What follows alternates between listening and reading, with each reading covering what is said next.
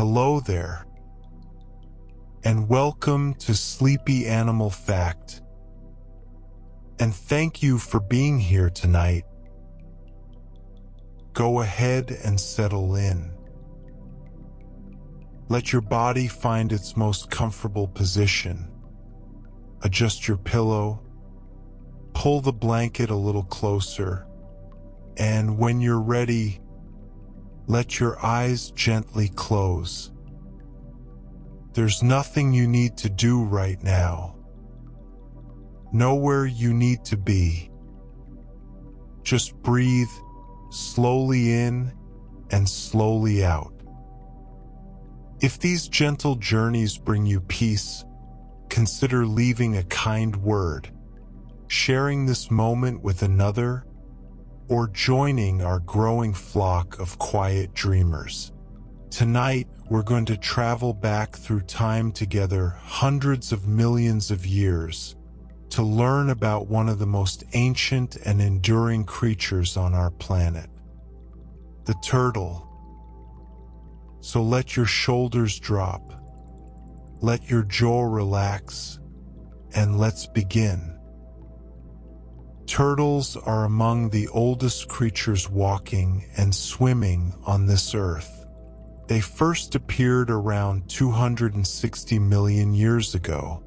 To put that into perspective, that's before the dinosaurs reached their prime, before flowers bloomed on the land, before the continents looked anything like they do today. When turtles first emerged, the world was a vastly different place. The land was still joined together in one great supercontinent. The air was different, the oceans were different, and yet, somewhere in that ancient world, the very first turtles began their quiet, unhurried journey through time. They have been here through every mass extinction, through ice ages and warming periods, through the rise and fall of countless other species. And still, they carry on, slowly, patiently, just as they always have. 260 million years of simply being. There is something deeply comforting about that. Isn't there? Something reassuring about a creature that has endured so much, simply by taking life one slow step at a time. The oldest known sea turtle fossil has a name, Desmetocles paddlei, and it was found in the sun-warmed hills of Colombia in South America. This fossil dates back approximately 120 million years. Imagine that. 120 million years ago, a sea turtle swam through warm, ancient waters in a sea that no longer exists as it once was. It glided through currents, much the same way sea turtles do today, with long, graceful strokes of its flippers, moving through the blue with an effortless calm. And somehow, across all of that incomprehensible time, it left behind a trace of itself. A fossil, a whisper preserved in stone. And millions of years later, someone found it, held it, and understood that sea turtles have been part of this world for far, far longer than we ever knew. Colombia gave us this gift, this window into deep time, and it pushed back the history of sea turtles by millions of years. And you're doing so wonderfully right now, just lying here, breathing gently, letting these ancient stories wash over you like a warm tide. You don't need to remember every detail. You don't need to hold on to anything.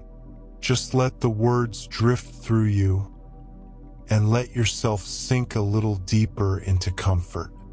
You're exactly where you need to be. Now let's go even further back, 260 million years ago, to the very dawn of turtle history. There lived a small creature in what is now South Africa, called Unwinding africanus. Unwinding didn't look much like a modern turtle. It didn't have a full, rounded shell. It didn't have the familiar dome we picture when we think of turtles today. But it had something remarkable.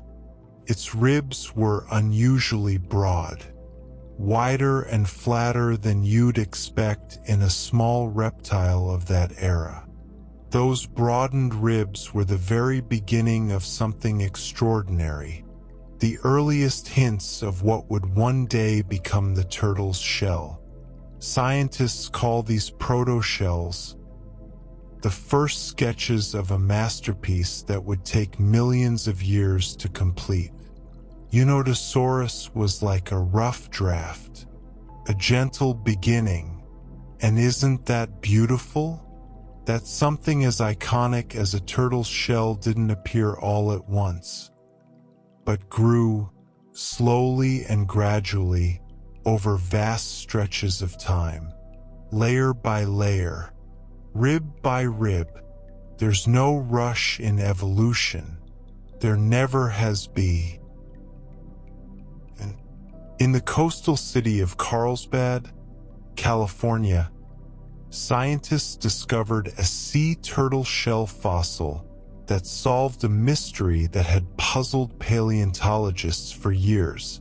You see, there was a gap, a long, silent gap in the fossil record of turtles along the Pacific coast. For about 40 million years during the Eocene epoch, there was almost no evidence of sea turtles in that part of the world. 40 million years of silence. And then this fossil appeared. A shell, preserved in ancient rock, filling that gap beautifully. It told scientists that sea turtles were indeed there, swimming along the Pacific during all of those quiet, unrecorded millennia. They simply hadn't left many traces behind. Sometimes the absence of evidence is not the evidence of absence. The turtles were there all along. They were swimming. They were living. They just hadn't been found yet. And there's something rather lovely about that. The idea that so much life can happen quietly without anyone noticing. And then one day, a single discovery reveals the whole hidden story. You're doing beautifully, just resting here, learning these gentle facts, letting your mind wander through ancient seas and prehistoric landscapes. Feel how your body is growing heavier now, how the bed beneath you is holding you so completely. You are safe, you are supported, and you are taking such good care of yourself simply by resting. Let your breathing slow even further. In a place called Velberg, in southern Germany, nestled among gentle hills and old quarries, scientists uncovered a fossil that would change our understanding of turtle evolution. Its name is Papachules, which means grandfather turtle, and it lived approximately 240 million years ago. Papachules did not have a full shell. If you saw it, you might not immediately recognize it as a turtle at all. But look closer, and you would notice something special. Along its belly, it had thickened bones called gastralia, belly ribs, that were beginning to fuse and widen. These bones were taking the first steps toward becoming a plastron, the flat underside of a turtle's shell. Papachules was a creature in transition. Not quite a turtle as we know it, but on its way, slowly, gently, over millions of years, becoming. It lived near a warm, ancient lake, surrounded by other small creatures, going about its quiet life. And it had no idea that 240 million years later, it would help us understand one of the great puzzles of the natural world. Grandfather Turtle. What a wonderful name. Now let's travel to China, where an astonishing fossil was discovered. A creature that lived approximately 228 million years ago. And when scientists excavated it, they were amazed by its size. This ancient proto-turtle was enormous, larger than a double bed. Imagine that for a moment. Picture your bed, and then picture a turtle-like creature that could stretch from one end to the other and beyond. This was not the small, quiet animal you might expect from such an early chapter of turtle history. It was a giant, and yet, despite its great size, it had no shell. Its back was bare, unprotected. It moved through its world without the armor that would come to define its descendants. This fossil confirms something scientists had long suspected, that the earliest turtles did not have shells at all. The shell came later. First, there was simply the animal, large, ancient, and unshielded, moving through a world full of predators with nothing but its size and its strength. And somehow, that was enough. For millions of years, that was enough. What a journey we're on together. And you are such a wonderful companion for this walk through deep time. Feel how calm your body has become. Notice how your thoughts are softening around the edges, like stones smoothed by a river. You don't need to think about tomorrow. You don't need to solve anything. Just be here. Just breathe. You are doing something truly kind for yourself tonight, and you deserve every moment of this peace. 90 million years ago, in what is now the dusty, sunlit landscape of New Mexico, there lived a turtle called Idaho zuniensis. Idaho was a type of turtle known as a bainid, a group that thrived during the age of dinosaurs.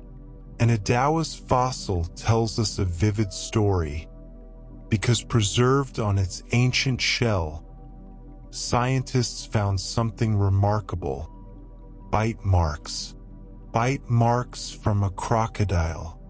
Imagine this small turtle going about its day near a Cretaceous river or swamp when a crocodile lunged. The marks are still there, etched into stone 90 million years later. A single moment of danger frozen in time. But that's not all. Scientists also found evidence of parasites on the fossil. Tiny organisms that once lived on or inside this turtle, preserved alongside their host across an unimaginable span of years. Idaho's fossil doesn't just tell us about one turtle. It tells us about an entire world, a web of life where turtles and crocodiles and parasites all coexisted, each playing their part. Every fossil is a story, and Idaho's story is one of survival, danger, and the quiet persistence of life. The turtle's shell, that beautiful curved dome that we know so well, did not appear suddenly. It wasn't as though one day a reptile woke up wearing armor. No, the shell evolved in steps, slow, patient, incremental steps, over millions and millions of years. First, the ribs began to broaden. Then, gradually, they started to fuse with the vertebrae, the bones of the spine. Over time, the bones of the shoulder girdle and the hip girdle became incorporated as well, moving inside the rib cage rather than sitting outside it, as they do in most other animals. Layer upon layer of bone merged, thickened, and expanded, until eventually, what had once been separate ribs and vertebrae and girdle bones became a single unified structure, a shell, a home that the turtle carries with it wherever it goes. And the beauty of this process is its patience. Nothing was rushed. Each small change happened over thousands of generations. Each generation a tiny step closer to the shell we recognize today. Evolution is not in a hurry. It never has been. And the turtle's shell is perhaps the most perfect example of that slow, gentle artistry. You are so relaxed right now, and that is exactly as it should be. Your body knows how to rest. Your mind knows how to let go. You've been carrying so much during the day, thoughts, responsibilities, plans, and right now you can set all of that down. Just like a turtle retreating into its shell, you can pull inward into this warm, safe space and simply rest. You are doing so well, so well. In the limestone hills of Guizhou province, in southern China, scientists discovered a fossil that filled another piece of the great turtle puzzle. Its name is Odontocheles semidistachia, which translates beautifully to toothed turtle with a half shell. And that name tells you almost everything you need to know. Odontocheles lived approximately 220 million years ago, and it had teeth unlike modern turtles, which have beaks. But even more fascinating is what it tells us about shell evolution. Odontocheles had a fully formed plastron, the flat, bony plate on its underside. Its belly was fully protected, but its carapace, the upper shell, the dome, was only partially formed. It was incomplete, a work in progress. This tells scientists something profound. The bottom of the shell evolved first. The turtle protected its belly before it protected its back. Perhaps because threats came from below, from predators lurking in the water beneath them, and so the underside hardened and closed first, and the top came later, piece by piece, bone by bone. There is a quiet logic to it, a gentle, ancient wisdom in protecting what is most vulnerable first. Turtle fossils do more than tell us about turtles. They tell us about entire worlds. When scientists find a fossilized turtle in a particular layer of rock, in a particular location, they can begin to reconstruct the environment that turtle lived in. Was it a freshwater turtle? Then there was likely a river, a lake, or a swamp nearby. Was it a sea turtle? Then the ocean once reached that far inland. Were there many different species of turtles? Then the habitat was rich and diverse, able to support a wide variety of life. Turtle fossils act as indicators, gentle, quiet markers of what the ancient world looked like. They can reveal the quality of the water, the temperature of the climate, the health of the ecosystem. Turtles have always been deeply connected to their environments, and even in death, even as fossils locked in stone for millions of years, they continue to teach us about the world they knew. They are storytellers, silent, patient storytellers, sharing their secrets with anyone willing to listen. And here you are, listening. How wonderful that is. In this busy, noisy world, you have chosen to be still, to be quiet, to listen to stories about creatures that lived millions of years before you were born. That takes a special kind of soul, a curious soul, a gentle soul, and I hope you know that is something truly beautiful about you. Now let your eyes stay softly closed. Let your breathing carry you, and when you're ready, we'll move on to 10 more facts. There's no hurry. There's never any hurry. For a very long time, scientists couldn't quite figure out where turtles belonged on the great family tree of life.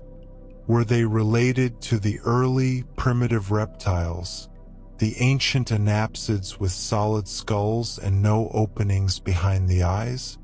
Or were they diapsids, the group that includes lizards, snakes, crocodiles, and birds, creatures with 2 openings in the skull behind each eye? The answer came, in part, from our old friend Papachiles' grandfather turtle. When scientists carefully studied the skull of Papachiles, they found evidence of those telltale openings. Temporal fenestrae, they're called windows in the bone. This was the confirmation that turtles are, in fact, diapsids. They belong to the same great branch of the reptile family tree as lizards and snakes, not to the branch that leads to archosaurs like crocodiles and dinosaurs. This might seem like a small detail, a technicality, but in the world of evolutionary biology, it was a revelation. It meant that turtles had been quietly sitting among the lizards all along, and we simply hadn't recognized it. Sometimes the truth has been there the whole time, waiting patiently for us to see it. Remember Idaho zuniensis, the little baned turtle from New Mexico with the crocodile bite marks? Well, Idaho didn't live alone. It shared its world with dinosaurs, and not just any dinosaurs. Idaho lived alongside a creature called Zuniceratops, one of the earliest known ceratopsian dinosaurs in North America. Zuniceratops was a horned dinosaur, a distant relative of the famous Triceratops, and it roamed the same lands that Idaho called home. This was during the Turonian stage of the Cretaceous period, roughly 90 million years ago. Picture that landscape for a moment. Warm, humid, lush with ferns and conifers, streams winding through the lowlands. And there, near the water's edge, a small turtle moves slowly through the mud. While not far away, a horned dinosaur browses among the trees. 2 creatures, so different in size and shape, sharing the same patch of ancient earth. Idaho and Zuniceratops, one enormous and striking, the other small and patient, both part of the same beautiful, interconnected world. How lovely it is to imagine these ancient landscapes with you. and how lovely it is that you're still here, resting, breathing, letting these stories settle into your mind like leaves drifting down onto still water.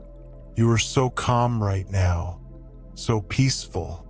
Your body is growing heavier and more relaxed with every passing minute, and that is exactly what it should be doing.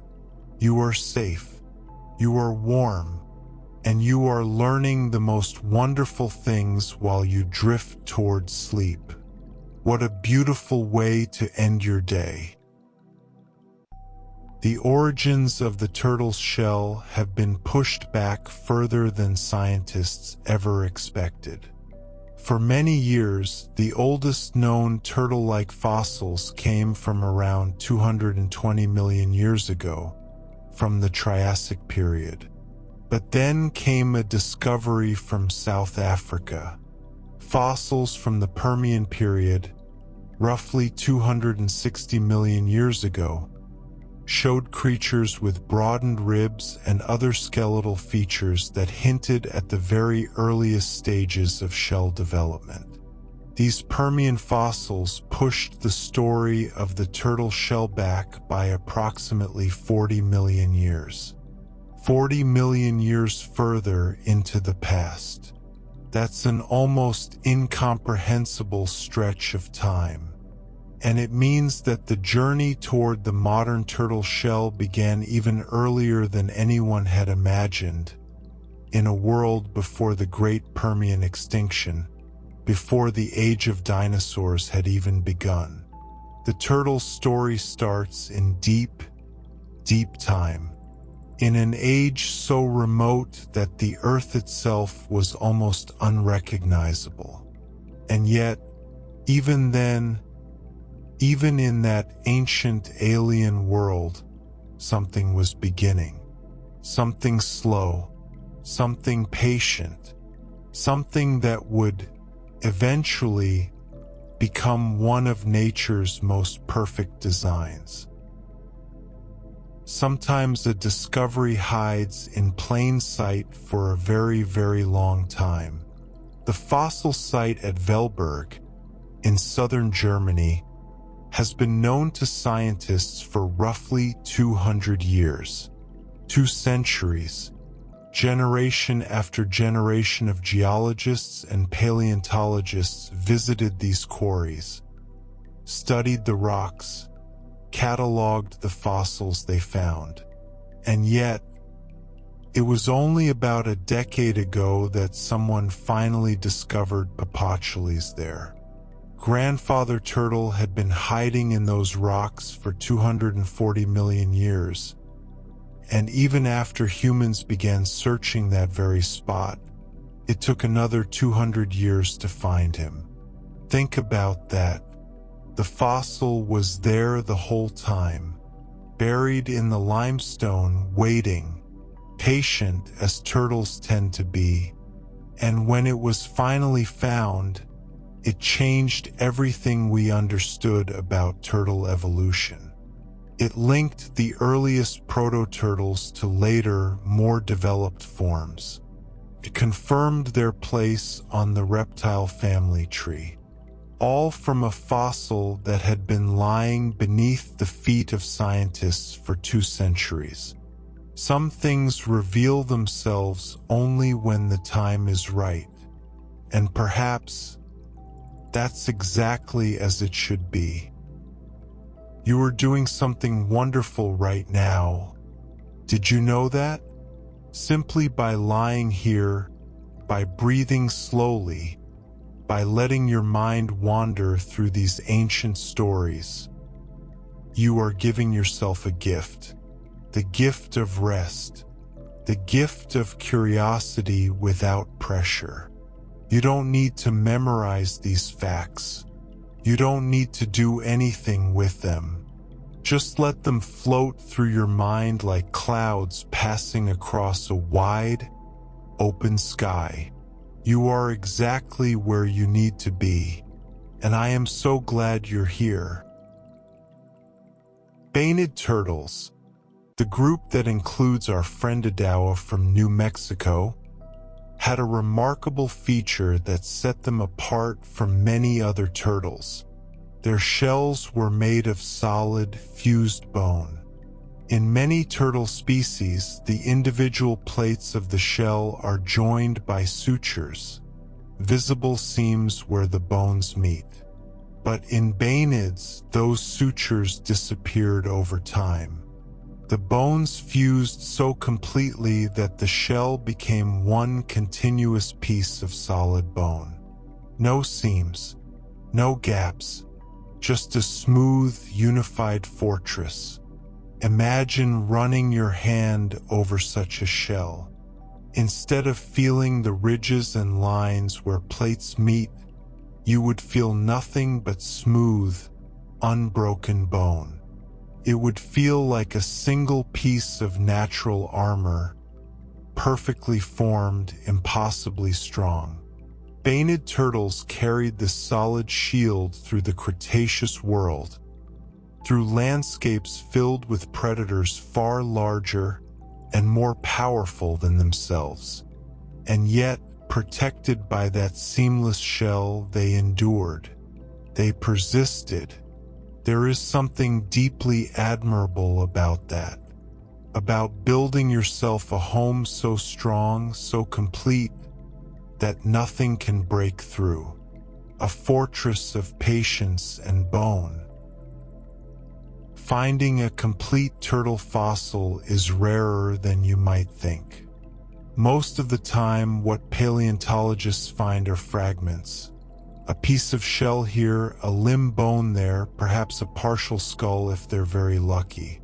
The forces of time, weather, erosion, and geological pressure tend to break fossils apart over the millennia. But in the Moreno Hill Formation of New Mexico, the same ancient rocks that gave us Adawa, scientists found something extraordinary. A turtle fossil that preserved both the top and the bottom of the shell, the carapace and the plastron, together, complete. This is remarkably rare, especially for turtles from the Cretaceous period. Having both halves of the shell allows scientists to understand the full three-dimensional shape of the animal, how it was built, how it moved, how it lived. It's like finding both covers of a very old book and being able to read the complete story for the first time. The Moreno Hill Formation gave us a gift that day, a complete turtle resting in the rock, waiting to share its story with anyone patient enough to look. How gently you are breathing now, how still and calm your body has become. I hope you can feel the weight of sleep beginning to settle over you, soft and warm, like a blanket being drawn up by caring hands. You have done enough today. You have thought enough, worked enough, worried enough. Now is the time for rest.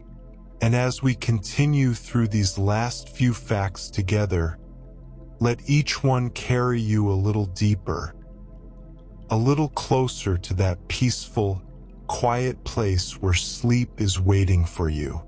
You're almost there, and you're doing beautifully. During the Cretaceous period, the last great chapter of the Age of Dinosaurs, the world was significantly warmer than it is today. Sea levels were much higher, and shallow seas flooded vast areas of what is now dry land. In North America, a great inland sea called the Western Interior Seaway stretched from the Gulf of Mexico all the way to the Arctic Ocean, splitting the continent in two. And it was in this warm, watery world that early sea turtles began to truly flourish. The warm temperatures meant more coastline, more shallow seas, more coral reefs and seagrass beds. more habitat for creatures that lived between land and ocean. Sea turtles found themselves in a world that was, in many ways, made for them. Warm currents carried them across vast distances. Abundant food filled the waters, and with so much ocean to explore, they diversified, spreading into new forms, new sizes, new ecological niches. The Cretaceous was their golden age, a warm, gentle, oceanic paradise. And the turtles, as they have always done, made the most of it, slowly, quietly, gracefully. In China, scientists have uncovered fossils approximately 230 million years old that reveal a fascinating stage in turtle evolution. These ancient creatures had already developed beaks, hard, keratin-covered jaws, much like the beaks of modern turtles. They had lost their teeth, or were in the process of losing them, and their mouths were reshaping into the familiar, curved form we recognize today. But their shells were still incomplete, partial, a work in progress. These fossils bridge a crucial gap between the earliest reptile ancestors of turtles and the fully shelled turtles that came later. They show us that different parts of the turtle body plan evolved at different times. The beak came before the shell was finished. The head was ready before the armor was complete. It's as if nature was assembling the turtle piece by piece, trying out one feature, then another, refining and adjusting over millions of years. And each fossil, each fragment of bone and beak, adds another brushstroke to this slow, beautiful painting of evolution. Listen to how quiet the world is right now. Listen to how still everything has become. And within that stillness, notice how comfortable you feel. Your pillow cradling your head, the warmth of your blankets, the gentle rise and fall of your chest as you breathe. This is your time. This is your rest. And you are honoring your body and your mind by simply being here, letting go, allowing sleep to come in its own time. You are wonderful for giving yourself this. Truly wonderful. One of the great challenges of studying turtle evolution has been the gaps. Long, silent stretches of the fossil record where no turtle ancestors seem to exist. For many years, there was a gap of 30 to 55 million years between the earliest known reptile ancestors and the first recognizable turtles. It was as if turtles appeared out of nowhere, fully formed, already ancient, already armored. Scientists knew this couldn't be the case. They knew there had to be intermediate forms, transitional creatures that bridged the gap between ordinary reptiles and shelled turtles. But the fossils simply hadn't been found. And then came Unodontosaurus, the small South African creature with broadened ribs from 260 million years ago. Unodontosaurus filled that gap. It provided the missing link, the transitional form that connected the dots across tens of millions of years of evolution. And just like that, the silence was broken. The gap was bridged. The story became whole. It's a reminder that just because we haven't found the answer yet, doesn't mean it isn't there. Sometimes we simply need to keep looking, keep digging, keep being patient. The truth is always out there, waiting in the rock. Our final fact for this part of our journey together is one that connects the ancient world to the present in a deeply meaningful way. Many of the turtle fossils we've discussed tonight, including Idaho zuniensis and fossils from the Moreno Hill Formation, were found on federal lands in the American Southwest. These lands are not empty. They are not unclaimed.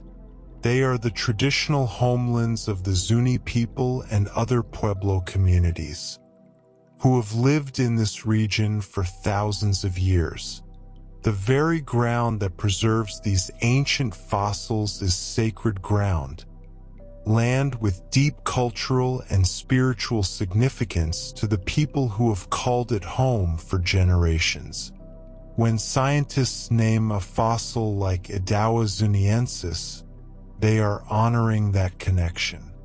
They are acknowledging that the land has a human story as well as a geological one. The turtles that lived here 90 million years ago are part of a landscape that is still cared for, still respected, still loved by the people who belong to it. And there is something profoundly beautiful about that continuity. Ancient turtles, ancient lands, ancient peoples, all connected, all part of the same enduring story. Tonight, we learned that turtles are among the most ancient creatures on Earth, with origins stretching back 260 million years. Long before the dinosaurs reached their peak. We discovered that the turtle shell didn't appear all at once, but evolved slowly, step by step, over tens of millions of years, from broadened ribs to fused bone to the complete, beautiful shells we know today. We met grandfather turtle, Papachiles, who helped confirm that turtles belong to the same family as lizards. We visited ancient China, where enormous, shell-less proto-turtles roamed, and where beaked creatures with half-formed shells bridged the gap between reptiles and true turtles. We traveled to New Mexico, where a small turtle named Idaho lived alongside horned dinosaurs, survived crocodile attacks, and left behind one of the most complete fossils of its kind. We learned that turtle fossils tell us not just about turtles, but about entire ancient ecosystems, the water, the climate, the health of the world they lived in. And we honored the lands and peoples connected to these discoveries, the Zuni and Pueblo communities whose homelands have safeguarded these treasures for millennia. What a journey! What a gift these ancient creatures have given us. Now, let all of that settle. Let it drift. You don't need to hold on to any of it. It will be here if you want it later. For now, just breathe. Slowly in and slowly out. Feel yourself sinking deeper into your bed, deeper into warmth, deeper into rest. Thank you for being here. You are wonderful. Perhaps you've been drifting here all along, floating somewhere between waking and sleeping, and these words are simply finding you again. Either way, you're here now, and that's all that matters. Take a moment to notice your body. Notice how it feels against the bed.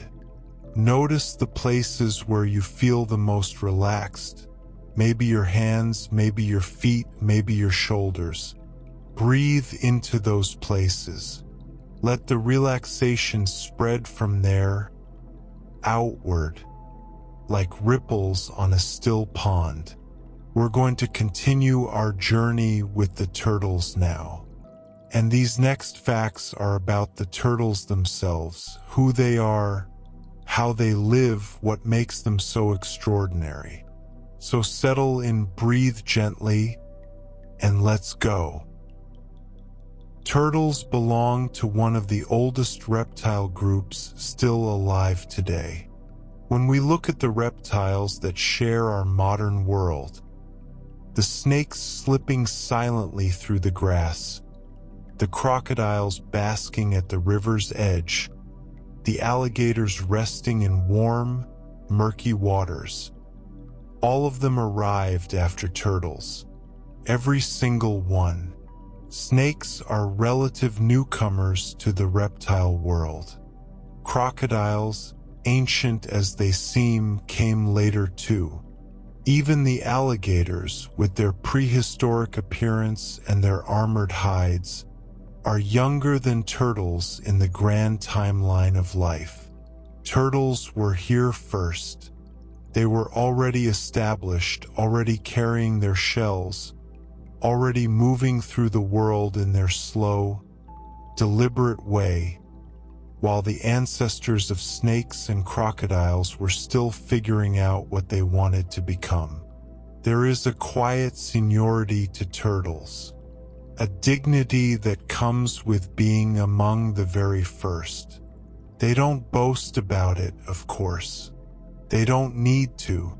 They simply carry on, as they always have, one patient step at a time. The elders of the reptile world. Turtles have been on this earth for over 200 million years.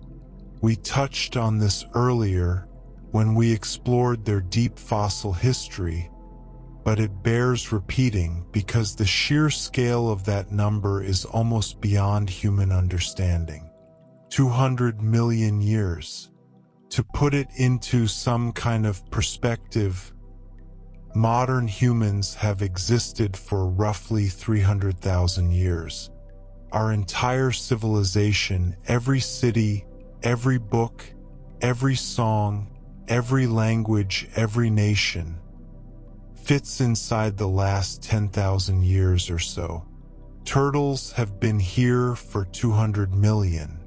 They walked alongside the dinosaurs. They watched the great reptiles rise to dominance, rule the earth for over 100 million years, and then vanish in a cataclysm of fire and dust. And through it all, the turtles remained quiet, unhurried, persistent. They survived what the mighty dinosaurs could not. And they did it not through speed, not through ferocity, not through sheer power, but through patience, through resilience, through the simple, steady act of enduring. There may be no better teacher of persistence on this planet than the turtle. And you are being so wonderfully patient right now, so still and so calm. The world asked a great deal of you today, as it always does, and now you are giving yourself the gift of stillness. That takes courage, to stop, to be quiet, to let the world spin on without you for a little while. So many people struggle with that. But here you are, doing it gracefully. Breathe in that peace. Let it fill your chest.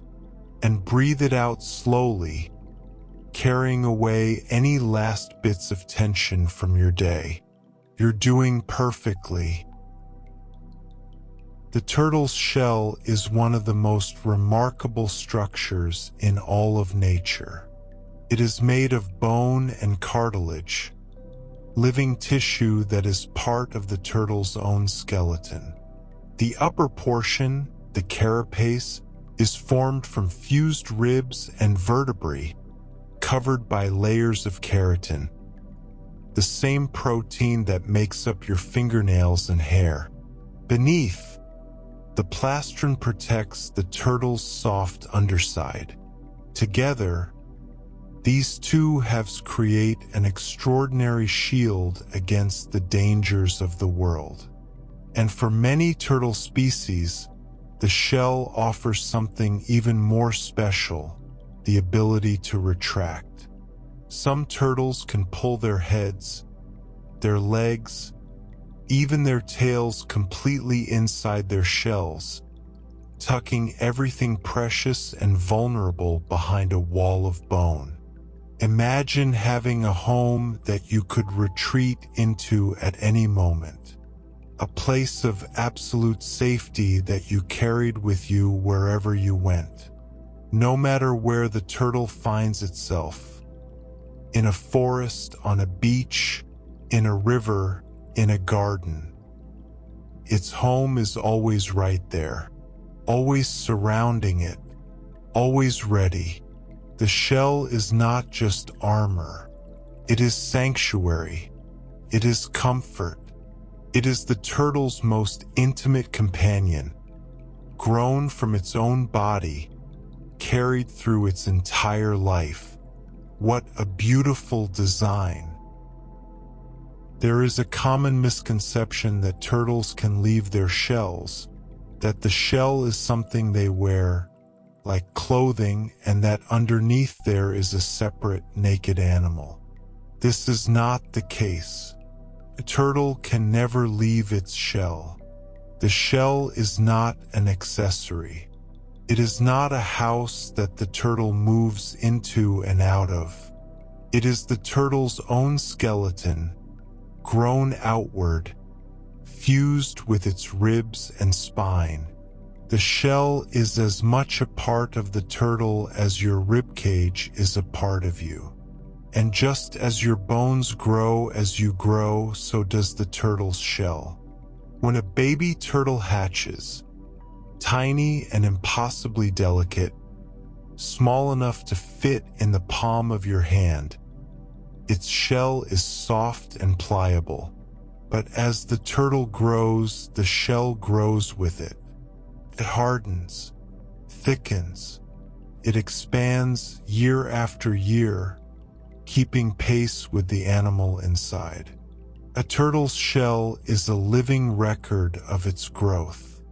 Some shells show growth rings, much like the rings of a tree, each one marking a season of life. The shell and the turtle are one, inseparable, together from the very first moment and together until the very last. There is something deeply moving about that, about a creature that is never separate from its own protection, never without its home. How gently you are resting, how beautifully still you've become. I want you to know that it's okay if your mind wanders. It's okay if you drift in and out. That's exactly what's supposed to happen. You don't need to follow every word. Just let my voice be a soft presence in the background, like the murmur of a distant stream or the sound of wind through tall grass. You are in exactly the right place. You are doing exactly the right thing, and your body is thanking you for this rest, even if you can't feel it yet. It is, deeply and quietly, it is thanking you. Turtles are remarkably diverse in what they eat, and their diets depend largely on where they live. Land turtles, the kind you might find ambling through a meadow or a forest floor, tend to eat things like beetles, ripe fruit, tender shoots of grass, mushrooms, and flowers. They are unhurried foragers, moving slowly from one morsel to the next, tasting the world at their own gentle pace. A land turtle eating a strawberry is one of the most quietly joyful sights in nature. The red juice staining its beak, its dark eyes blinking slowly, completely absorbed in the simple pleasure of a meal. Sea turtles, on the other hand, have a very different menu. Out in the open ocean, They feed on algae, squid, and jellyfish.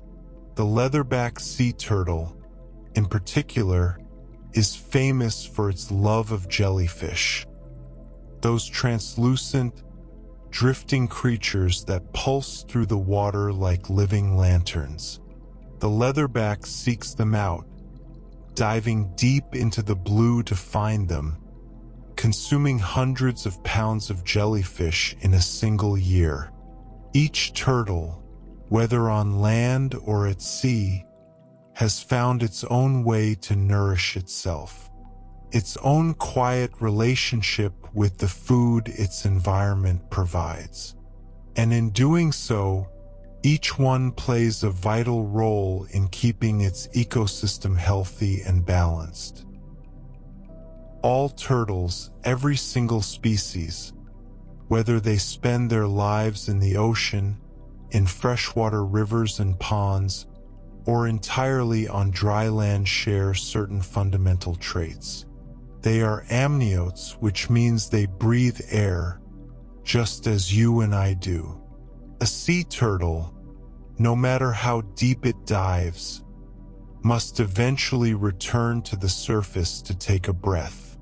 And every turtle, regardless of how much of its life is spent in the water, lays its eggs on land. This is one of the most extraordinary aspects of sea turtle biology. A female sea turtle may spend years, even decades, at sea, crossing entire ocean basins, navigating by the Earth's magnetic field, riding the great currents. But when the time comes to lay her eggs, she must return to the shore. She must haul herself onto a beach, often the very same beach where she herself was born, and dig a nest in the sand with her flippers. There, under the stars, she lays her eggs and covers them carefully. And then she returns to the sea, leaving her babies to hatch on their own, to find their own way to the water. It is one of nature's most moving rituals.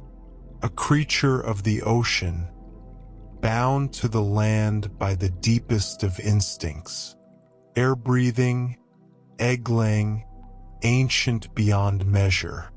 These are the bonds that tie every turtle to every other turtle, and to the land itself. You are so relaxed now, so wonderfully, deeply relaxed. Can you feel it? That heaviness in your limbs, that softness behind your eyes, that quietness in your mind. This is what rest feels like when you truly allow it, when you stop resisting and simply let go. You are like a turtle returning to a familiar shore, coming home to yourself, to this moment, to this peace. And it is so good. You deserve this, every bit of it. Some turtles live extraordinarily long lives. Among the most famous was a radiated tortoise named Tuai-Malilla, who lived on the island of Tonga in the South Pacific. Tuai-Malilla is believed to have been a gift from the explorer Captain James Cook to the Tongan royal family sometime around 1777. And Tuai-Malilla lived and lived and lived. This gentle tortoise survived for approximately 188 years, finally passing away in 1965. 188 years. Think about what the world looked like when Tuai-Malilla was born. There were no electric lights, no telephones, no automobiles, no airplanes. The United States of America was barely a year old, and Tuai-Malilla saw all of it change. Not that the tortoise was paying much attention to human affairs, of course. It was busy doing what tortoises do: eating, resting, basking in the warm Tongan sun, moving slowly through the gardens of the royal estate. But the fact remains that this single animal's life spanned nearly 2 centuries of human history. It is a staggering thought, and it speaks to something deep within the turtle's nature. This capacity to endure, to persist, to simply keep going year after year, decade after decade, century after century. When we think of turtles, we tend to think of slowness, of patience, of creatures that take their time. And on land, that is largely true. But in the water, something changes. In the water, turtles can be astonishingly fast. The leatherback sea turtle, the largest of all living turtles, holds the record as the fastest reptile on Earth when swimming. Leatherbacks have been clocked at speeds of up to 35 kilometers per hour in the water. That's nearly 22 miles per hour. For a creature that can weigh as much as a small car, that is remarkable. Leatherbacks achieve this speed through the powerful, sweeping strokes of their enormous front flippers, which can span nearly 3 meters from tip to tip. They move through the ocean with a grace and a power that belies their gentle reputation. When a leatherback is swimming at full speed, it is a thing of beauty, a living torpedo, ancient and unstoppable, cutting through the blue like something from a dream. And yet, when the urgency passes, when the danger is gone or the destination is reached, the leatherback slows down. It drifts. It glides. It returns to that unhurried pace that turtles are known for. Fast when it needs to be. Slow when it chooses to be. There is wisdom in that. What a beautiful balance, knowing when to move quickly and when to rest. And right now, you have chosen rest. You have chosen slowness. You have chosen peace. And that is exactly right. Your body is releasing tension with every breath you take. Your muscles are softening. Your thoughts are becoming gentler, quieter, more distant. You are sinking into sleep the way a turtle sinks into warm water. Slowly, naturally, without effort. Let it happen. There's nothing to fight, nothing to hold on to. Just let yourself drift. Here is a fact that might surprise you. Turtles can sleep underwater. Some freshwater turtles are able to remain submerged for hours while they sleep, resting on the bottom of a pond or tucked beneath an underwater ledge. They slow their metabolism down to an almost imperceptible rate. Their heart beats only a few times per minute. Their need for oxygen drops to nearly nothing. And in this state of deep, quiet rest, they simply exist. Motionless, silent, completely at peace beneath the surface of the water. Some species can absorb small amounts of oxygen through their skin or through specialized tissues near their tail, allowing them to stay submerged far longer than you might expect. Imagine that, sleeping at the bottom of a still, dark pond. The water around you is cool and quiet. Soft plants drift gently in the current. Tiny fish glide past without disturbing you, and you sleep for hours, undisturbed, unhurried, safe beneath the surface of the world. It is perhaps one of the most peaceful images in all of nature. A sleeping turtle, resting in the quiet dark, waiting for morning to come in its own time. On the remote island of St. Helena, in the middle of the South Atlantic Ocean, there lives a tortoise named Jonathan. And Jonathan is very, very old. Born around 1832, though his exact birth date is uncertain. Jonathan is believed to be over 190 years old, making him one of the longest living land animals ever recorded. He has lived through the reigns of dozens of heads of state. He was alive during the American Civil War, during both World Wars, during the invention of the light bulb and the telephone and the airplane and the internet. He has seen the entire modern world take shape around him, and through it all, he has continued his quiet, gentle routine on the grounds of the governor's residence on St. Helena. He grazes on grass. He rests in the shade. He basks in the sun.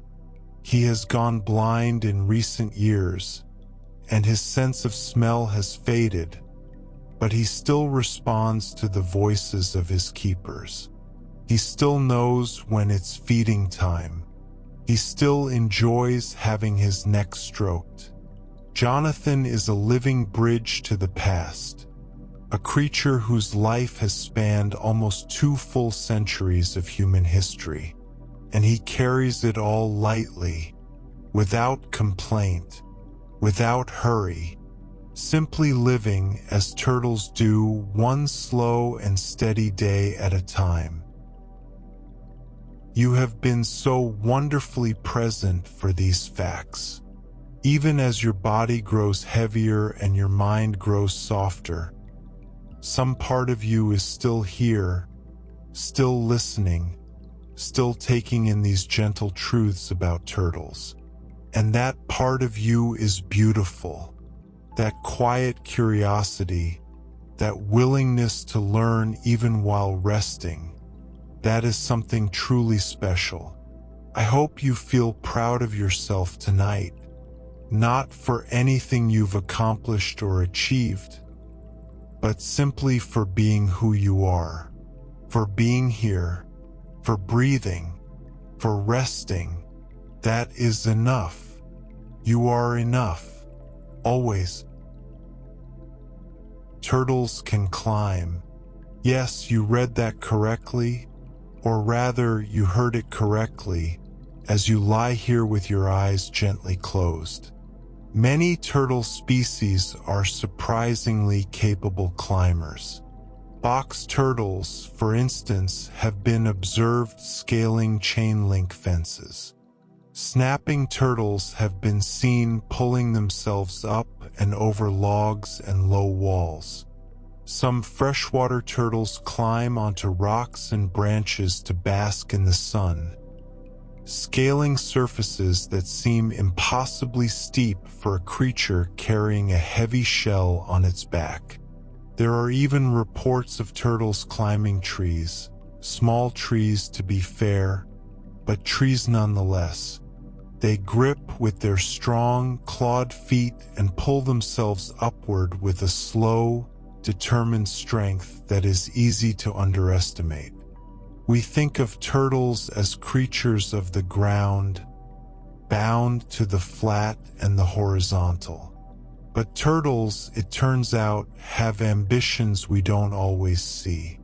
They look up, they reach, they climb. Slowly, of course, always slowly, but they get there. They always seem to get there.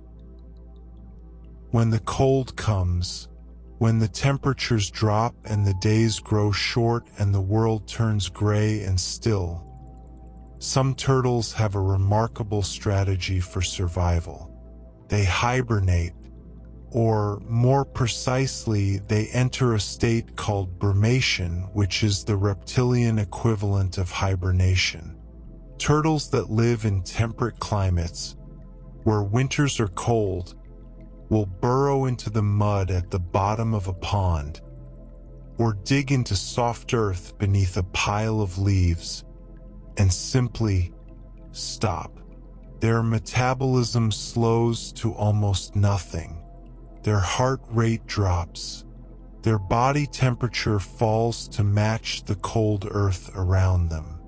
And there they remain, buried and still, for weeks or even months, waiting for spring. It is not sleep exactly. It is something deeper, something more ancient, a kind of suspended existence, where the boundary between life and stillness becomes very, very thin. The turtle trusts the earth to hold it, trusts the cold to pass, trusts that warmth will return. And it always does. Eventually, the ice melts, the mud softens, the sun climbs higher in the sky, and the turtle stirs. Slowly, it emerges, blinking, stretching, returning to the world as if it had never left. What beautiful, quiet faith. And what about you? Are you burrowing into your own warmth right now? Sinking deeper into your blankets, letting the softness of your pillow cradle your head? Good. That's exactly right. You are safe and warm, just like a turtle nestled in the mud, waiting for morning. The world outside can wait. Everything can wait. Right now, there is only this, your breath, your rest, your gentle, easy peace. And it is more than enough. In September of 1968, 2 Soviet tortoises made history. They became the first land animals to travel around the moon. The Soviet space program launched them aboard the Zond 5 spacecraft, along with other biological specimens, plants, seeds, insects, and bacteria, on a journey that took them around the far side of the moon and back to Earth. The tortoises were chosen because of their remarkable resilience. They could survive for long periods without food or water. They could endure the stress of launch and the disorientation of weightlessness. They were, in many ways, the perfect astronauts, calm, patient, unflappable. And when they returned to Earth after their journey, they were examined and found to be in good health. They had lost a little weight, but otherwise they were fine. 2 tortoises circling the moon, seeing what no land animal had ever seen before, the far side of the moon, the curve of the Earth hanging in the blackness of space. Of course, they probably didn't look out the window. They were tortoises, after all. They were probably just resting, doing what tortoises do best, being calm, being patient, being perfectly, wonderfully themselves 235,000 miles from home. Here is a fact that is both fascinating and a little bit magical. In many turtle species, the sex of a baby turtle is not determined by genetics, not by chromosomes as it is in humans. Instead, it is determined by temperature, the temperature of the nest. While the eggs are incubating in the warm sand or soil, the heat surrounding them influences whether the embryo's inside will develop as male or female. In most turtle species, cooler temperatures produce males and warmer temperatures produce females. There is a narrow range, just a few degrees, where a mix of both sexes will develop. Above that range, the nest will produce mostly females. Below it, mostly males. This is called temperature-dependent sex determination, and it is one of the most remarkable adaptations in the animal kingdom. It means that the very earth, the very warmth of the sun, plays a role in deciding who these little turtles will be. The sand holds them, the sun shapes them, and the temperature, gentle and invisible, determines the balance of the next generation. It is nature at its most intimate and its most subtle. A whisper of warmth, and the future is written. How extraordinary the natural world is, and how extraordinary you are, lying here in your own warmth, learning about the quiet miracles of turtle life. Your body temperature is perfect right now, warm and comfortable, cocooned in softness. Let that warmth hold you, the way the sand holds a nest of turtle eggs. Let it surround you completely. Let it tell your body that everything is safe, everything is well, and it is time, truly time, to rest. You are held. You are warm. You are at peace. Modern turtles do not have teeth.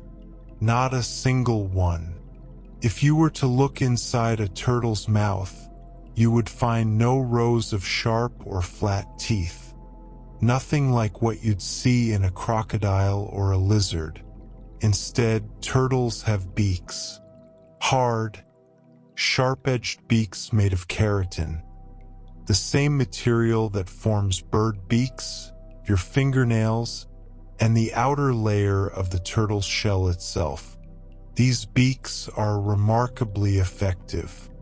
A snapping turtle's beak can bite through tough vegetation, fish, and even bone with startling force. A sea turtle's beak is perfectly shaped for tearing seagrass or crushing the shells of crabs and mollusks. A herbivorous tortoise's beak is broad and flat, ideal for cropping grass and biting into fruit. Each species has a beak shaped by millions of years of evolution to suit its particular diet and way of life. And those ancient Chinese fossils we talked about earlier, the ones from 230 million years ago, showed us that turtles began developing beaks very early in their evolutionary history, even before their shells were complete. The beak came first. The teeth were left behind, and the turtle moved forward, as it always does, into a simpler, more elegant future. As turtles grow, something beautiful happens to their shells. The outer layer of the shell is made up of large, flat plates called scuts. These scuts are made of keratin, and like all keratin structures, they grow and are eventually replaced. As the turtle gets bigger, new layers of scute material form beneath the old ones, and periodically the older outermost layers peel away. They shed, gently and gradually, revealing fresh, smooth scute tissue underneath. If you've ever seen thin, translucent flakes of shell material peeling from a turtle's back while it basks in the sun, that is what you were witnessing, the turtle renewing itself, shedding the old, making way for the new. It is a quiet, ongoing process of renewal that happens throughout the turtle's life. Each shed layer carries with it the marks and scratches and algae stains of the previous season. And what's revealed beneath is clean and unblemished. A fresh start, a new surface, There is something deeply symbolic about that, isn't there? The idea that even creatures encased in armor, even those who carry their protection wherever they go, still find ways to shed what no longer serves them, to renew, to begin again. You too can shed what no longer serves you tonight. The worries of the day, the tension in your muscles, the noise in your mind. Let it all peel away, gently, like the outermost layer of a turtle's shell. Beneath it all, there is something fresh and calm and at peace. That is the real you, the rested you, the quiet you. And you're getting closer to it with every breath. Every slow, soft, easy breath. You are renewing yourself right now, and it is beautiful. There are over 300 species of turtles in the world today. More than 300 distinct kinds of turtles, tortoises, and terrapins spread across every continent except one. But we'll get to that in a moment. These 300 species come in an astonishing variety of shapes, sizes, colors, and lifestyles. There are tiny bog turtles that fit in the palm of your hand, weighing only a few ounces. There are enormous leatherback sea turtles that weigh nearly a ton. There are softshell turtles with flat, leathery shells and long snorkel-like noses. There are mata turtles that look like piles of dead leaves, sitting motionless on the river bottom, waiting for a fish to swim too close. There are brightly painted turtles with shells streaked in red and yellow. There are ancient-looking snapping turtles with ridged, dinosaur-like shells and powerful jaws. 300 species, 300 different ways of being a turtle, 300 different answers to the same ancient question. How do you live a slow, steady, well-protected life on planet Earth? And each answer is as valid and as beautiful as the next. Among those 300 species, the leatherback sea turtle stands alone as the largest. An adult leatherback can weigh up to 2,000 pounds. That's roughly 900 kilograms. Can measure over 6 feet in length. His front flippers, stretched out, can span nearly 9 feet from tip to tip. It is, by any measure, an enormous animal. And yet, despite its great size, the leatherback has a softness to it. Unlike other sea turtles, the leatherback's shell is not made of hard, bony plates.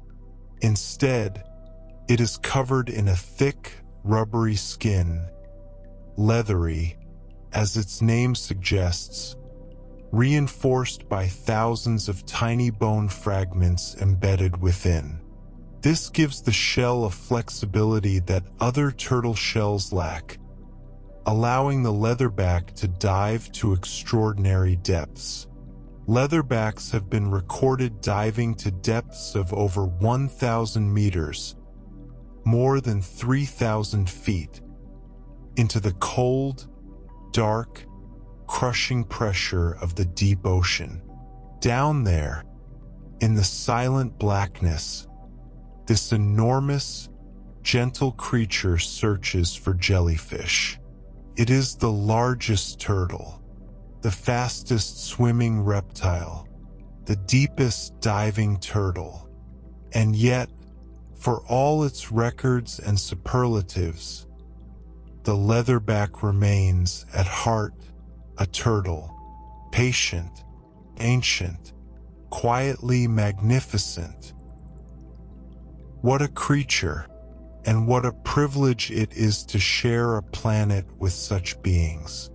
Just as it is a privilege to share this quiet moment with you, you are still here, still resting, still breathing. And even if you feel yourself drifting towards sleep, even if my words are becoming softer and more distant, that is perfect. That is exactly what should happen. Sleep is a gift, and you are unwrapping it slowly, gently, one fact at a time. Let yourself receive it. You have earned this rest, completely and absolutely. Turtles live on every continent on Earth, except one. Antarctica, the frozen continent at the bottom of the world, buried under miles of ice, scoured by winds that can reach 200 miles per hour, plunged into months of total darkness during the polar winter. This is the one place where turtles have never established a home. And honestly, who can blame them? Turtles are creatures of warmth. Their bodies depend on the heat of their environment to regulate their temperature. They bask in the sun. They nest in warm sand. They thrive in tropical seas and temperate forests and sun-drenched grasslands. Antarctica offers none of these things.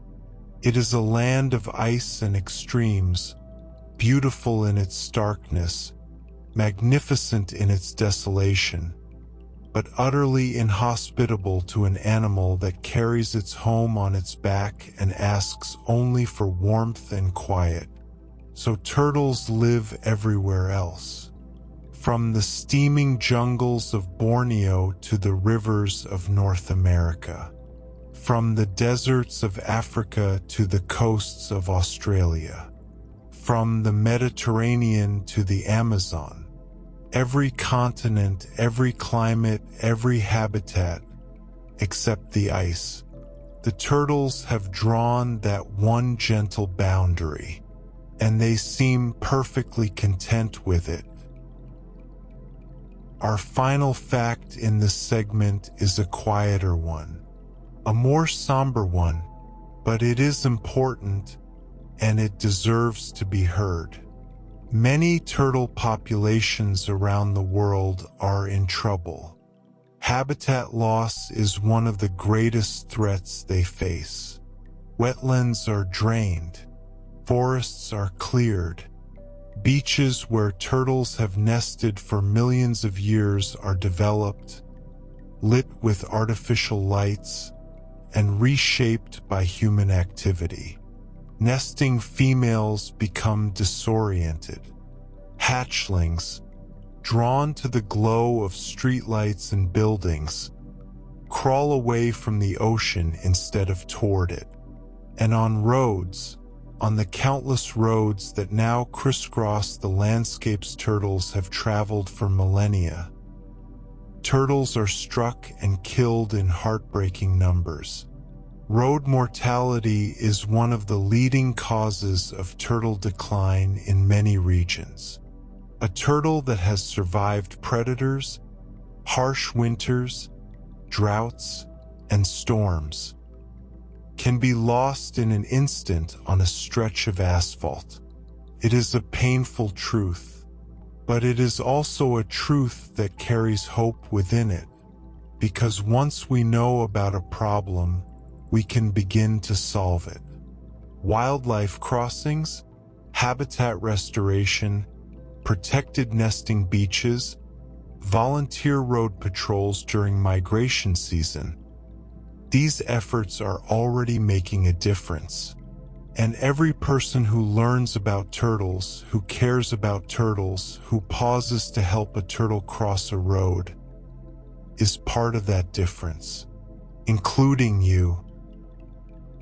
We learned that turtles are among the most ancient reptile groups alive today, older than snakes, older than crocodiles, older than alligators, with a lineage stretching back over 200 million years. We discovered that their shells are not separate from their bodies, but are part of their very skeletons, growing with them from birth to death, made of bone and cartilage and covered in keratin scuts that shed and renew over time. We explored the diversity of their diets, from beetles and fruit on land to jellyfish and squid in the sea. We learned that all turtles breathe air and lay their eggs on land, no matter how much of their lives they spend in the water. We met Tuai Malila, the tortoise who lived for 188 years, and Jonathan, who is still alive today at over 190. We marveled at the leatherback sea turtle, the fastest reptile, the largest turtle capable of diving over 1,000 meters into the deep ocean. We discovered that turtles can sleep underwater, can climb fences and trees, and can survive harsh winters by burying themselves in mud and entering a state of suspended stillness called brumation. We smiled at the thought of 2 Soviet tortoises orbiting the moon in 1968, calm, patient, unflappable astronauts. We learned the magical fact that a turtle's sex is determined not by genetics, but by the temperature of the nest. We counted over 300 species spread across every continent except Antarctica. And we acknowledged, gently and honestly, the threats that turtles face today, and the hope that comes with understanding and caring. What a world these creatures inhabit. What a world we share with them. Now, let all of that go. Let it dissolve into the warm darkness behind your eyes. You don't need to carry any of it. It will be here whenever you want it. For now, there is only your breath, only the weight of your body on the bed, only the soft, steady rhythm of your heart. More facts are waiting if you'd like them. More gentle stories about these ancient, patient, extraordinary creatures. But if sleep has found you, then let it hold you. Let it take you somewhere quiet and warm and safe.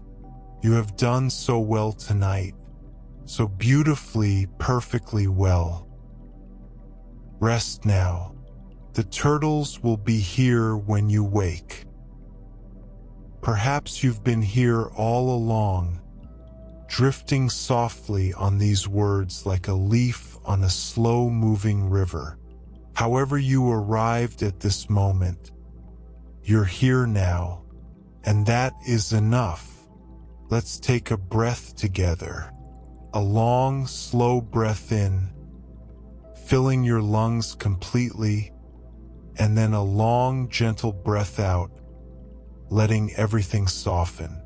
Your jaw, your shoulders, the small muscles around your eyes.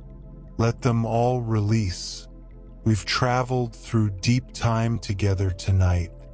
We've met ancient fossils and living legends. And now we're going to look more closely at the turtle itself, at the extraordinary body that evolution has spent hundreds of millions of years perfecting. These facts are about how turtles are built, the quiet engineering, the elegant adaptations, the small miracles hidden inside every shell. So let your body sink a little deeper into the mattress, and let's explore together. Of all the reptiles on Earth, the lizards, the snakes, the crocodiles, the tuataras, only the turtle has a shell that is truly fused to its skeleton. We've talked about the shell before, about how it grew from broadened ribs over millions of years. But let's take a moment to appreciate just how remarkable this structure really is. The turtle's shell is not sitting on top of the animal like a hat. It is not attached by muscle or ligament alone. The shell is the rib cage. The shell is the spine. The bones of the ribs have expanded outward and flattened, merging with bony plates in the skin called osteoderms, and all of it has fused together into a single, continuous, unbreakable bony box. The vertebrae of the turtle's back are locked into the inside of the carapace. You cannot separate them. The turtle's spine and its shell are one and the same structure. No other reptile has anything like this. No other vertebrate on Earth has taken its own skeleton and reshaped it so dramatically, so completely into a fortress. It is as if the turtle looked at the world, with all its dangers and uncertainties, and said, "I will carry my safety with me, always, everywhere." And then it built that safety from its own bones. Sea turtles spend their entire lives in salt water, water that would quickly dehydrate most land animals if they tried to drink it. The concentration of salt in seawater is far too high for most creatures to process. It would overwhelm their kidneys, draw water out of their cells, and eventually prove fatal. But sea turtles have evolved an elegant solution. Near their eyes, they have specialized glands, salt glands, that filter excess salt from their blood and excrete it as a concentrated, salty fluid. This is why sea turtles sometimes appear to be crying. Those glistening drops at the corners of their eyes are not tears of sadness. They are salt. The turtle is simply doing what it must do to survive in its salty world. Quietly, efficiently removing what it doesn't need, drop by drop. It is a small adaptation easily overlooked. But without it, sea turtles could not exist. They could not drink. They could not eat the salty organisms that make up their diet. They could not live in the ocean at all. And so evolution gave them these tiny, perfect glands, and the sea became their home. Sometimes the most profound solutions are the simplest ones. A small gland, a salty tear, and an entire ocean becomes livable. How beautifully you're resting right now. I can tell, even without seeing you, that your body is finding its way deeper into comfort. You might notice that your hands have unclenched, that your feet have grown heavy and warm, that there's a gentle looseness spreading through your whole body, like honey melting in warm tea. This is your body's way of thanking you for stopping, for being still, for listening to quiet stories about gentle creatures while the world outside grows dark and peaceful. You are doing something profoundly kind for yourself, and you are doing it so well.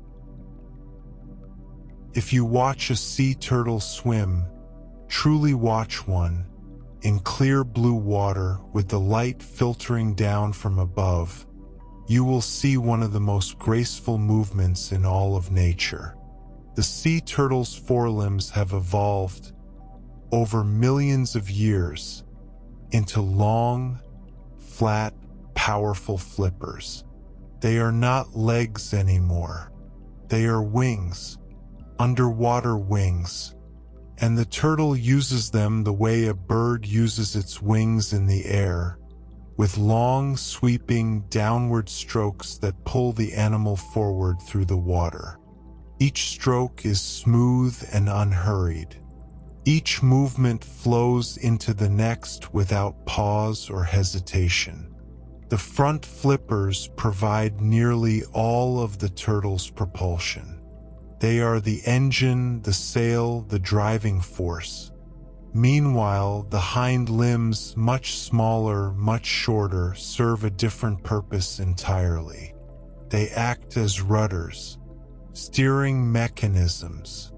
The turtle adjusts them subtly, tilting one or the other to change direction, to bank into a turn, to angle upward toward the surface or downward into the deep. It is a system of extraordinary efficiency, power in the front, precision in the back, and the result is a creature that moves through water with an effortlessness that makes you forget how heavy it is, how far it has traveled, how ancient its design. A sea turtle swimming is poetry written in motion, slow, fluid, eternal poetry. Among the many species of turtles, the box turtle has developed one of the most impressive defensive strategies in the animal kingdom. Most turtles can retract their heads and limbs into their shells to some degree, but the box turtle goes further, much further. The box turtle's plastron, the flat, bony plate on its underside, is divided into two sections, connected by a flexible hinge. When a box turtle senses danger, it pulls its head, legs, and tail inside its shell, and then it closes the hinge. The front and rear sections of the plastron swing upward, pressing tightly against the upper shell, sealing every opening. The result is a completely enclosed box of bone. No gaps, no openings, no way in. A predator confronted with a closed box turtle finds nothing to bite, nothing to grip, nothing to exploit. It is, for all practical purposes, a smooth, hard, impenetrable stone. And inside, the turtle waits, patient as always, calm as always. It waits until the danger passes, until the footsteps fade, until the world outside is quiet again. And then, slowly, carefully, the hinge relaxes, the plastron opens, cautious head emerges, and the box turtle continues on its way, an impenetrable fortress that fits in the palm of your hand. What a marvel of engineering, and what a comforting thought, the idea of being able to close yourself away from the world completely, to seal out everything that might disturb your peace. In a way, that's what you're doing right now. You've drawn the covers around you. You've closed your eyes. You've stepped away from the noise and the demands of the day, and you've created your own small, safe enclosure, your own shell, and inside it you are protected. You are warm. You are at peace. Stay here as long as you need. The world can wait. It always does. We learned earlier that turtles can sleep underwater for hours. But how exactly do they manage this? After all, turtles are air-breathing animals. They have lungs just as you do. They cannot breathe water the way fish can. And yet, some aquatic turtles can remain submerged for astonishingly long periods, far longer than their lungs alone would allow. The secret lies in a remarkable adaptation. Many aquatic turtles can absorb small amounts of oxygen directly through their skin. The thin, permeable tissues in certain areas of their body, particularly around the throat and, surprisingly, through the cloaca, the single opening at the base of the tail, can extract dissolved oxygen from the surrounding water. It's not true breathing. The turtle is not inhaling water into its lungs, but it is supplementing its oxygen supply through these alternative routes, taking in just enough to keep its cells alive while its metabolism slows to a crawl. During the cold months of brumation, buried in the mud at the bottom of a frozen pond, some turtles rely almost entirely on this method. They sit in the dark, still water, absorbing traces of oxygen through their tissues, their hearts beating only once every few minutes, existing in a state so close to suspended animation that it seems almost impossible. And yet, they live, they endure. Spring comes and they rise again. The turtle's body is full of quiet miracles, and this is one of the quietest. Turtles are ectotherms.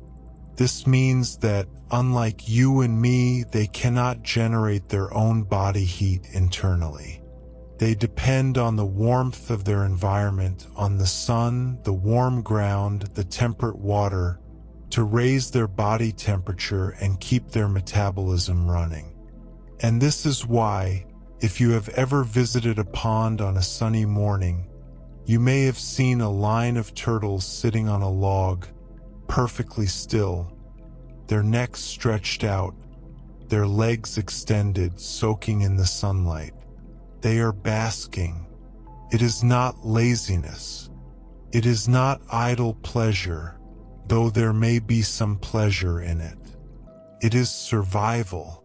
The warmth of the sun speeds up their metabolism, helping them digest food, fight off infections, and maintain the energy they need to move, to hunt, to reproduce.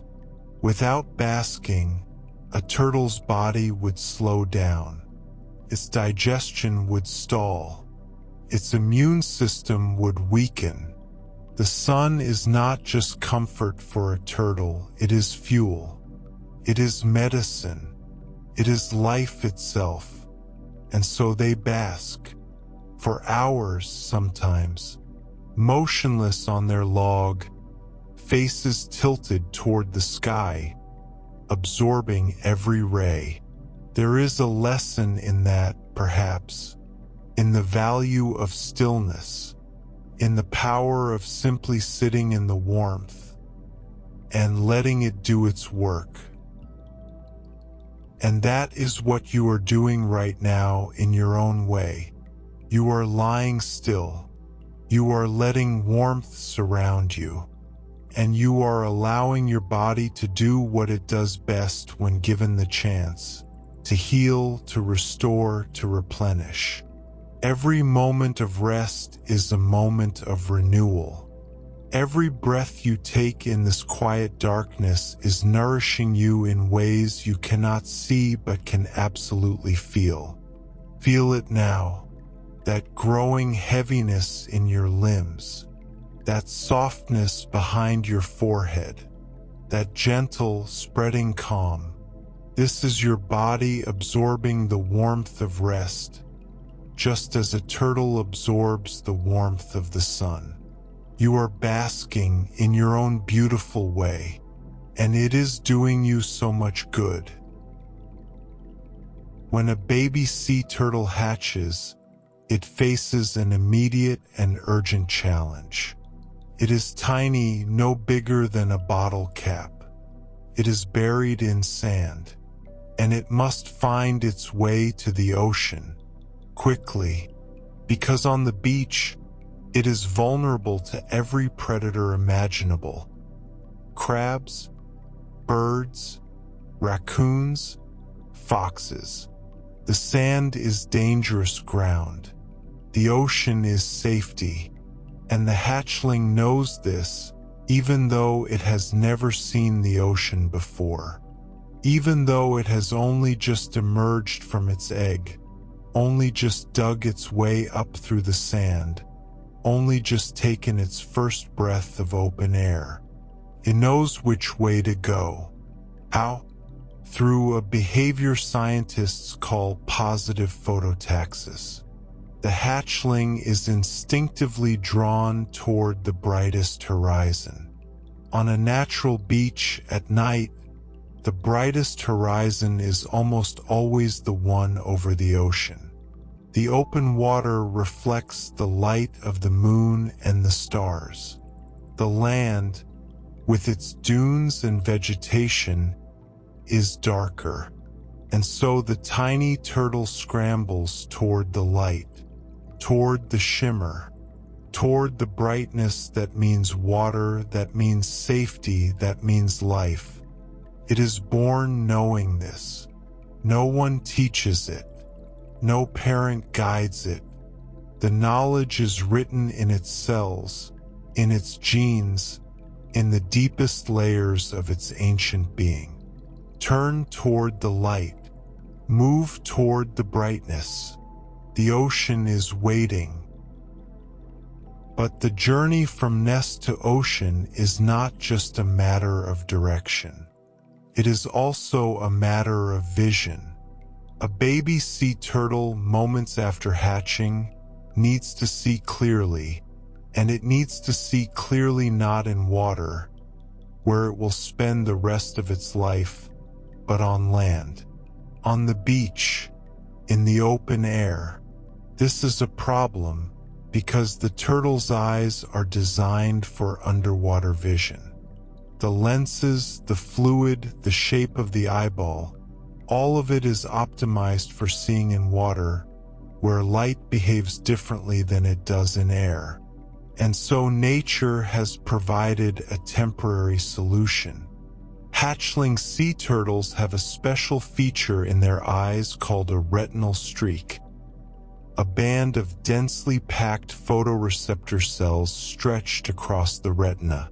This streak gives them enhanced visual clarity along the horizon, exactly where they need to see most clearly during their brief, critical crawl across the beach. It allows them to detect the contrast between the dark silhouette of the dunes and the bright shimmer of the sea. This retinal streak is temporary. As the hatchling grows and transitions to a fully aquatic life, its eyes change, adapting to the demands of underwater vision.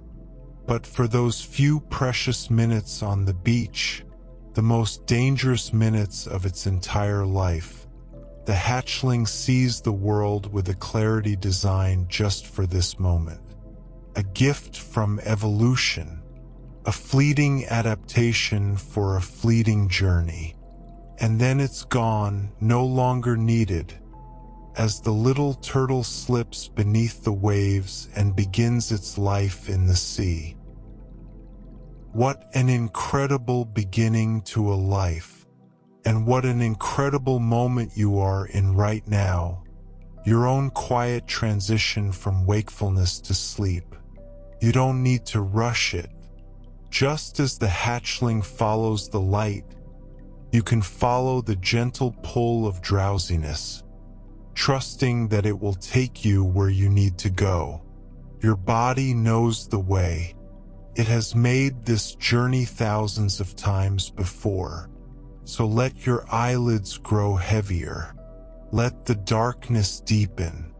Let the light of waking thought grow softer and more distant. You are moving toward sleep the way a hatchling moves toward the sea. Naturally, instinctively, beautifully, and you are almost there. The leatherback sea turtle is full of surprises, and here is one of the most extraordinary. Unlike almost all other reptiles, the leatherback can maintain a body temperature significantly higher than the water around it. It is, in a sense, partially warm-blooded, or at the very least, it has evolved mechanisms that mimic warm-bloodedness in remarkable ways. First, the leatherback has layers of brown adipose tissue, brown fat, beneath its skin and around its organs. This fat generates heat through metabolic activity, warming the turtle's core in a way that most cold-blooded animals simply cannot achieve. Second, the leatherback uses a system of countercurrent heat exchange in its flippers. The arteries carrying warm blood from the core to the flippers run right alongside the veins carrying cool blood back from the flippers to the core. As they pass each other, heat transfers from the warm arterial blood to the cool venous blood, recycling warmth back into the body before it can be lost to the cold ocean. This means that even in frigid, deep waters that would slow or kill most other reptiles, the leatherback stays warm. Its muscles stay active. Its heart keeps beating strongly. It is this adaptation that allows the leatherback to dive to crushing depths, to swim in subarctic waters, to range across the entire globe from tropical nesting beaches to the cold North Atlantic. A turtle that carries its own warmth inside it. A reptile that defies the rules of its own kind. There is something quietly heroic about that. When a turtle dives beneath the surface of the water, something extraordinary happens to its heart. It slows down, dramatically. A turtle's resting heart rate might be 20 to 30 beats per minute on the surface, but during a prolonged dive, it can drop to as few as 1 or 2 beats per minute. 1 beat, then a long silent pause, then another beat. The turtle's body is conserving oxygen with breathtaking efficiency.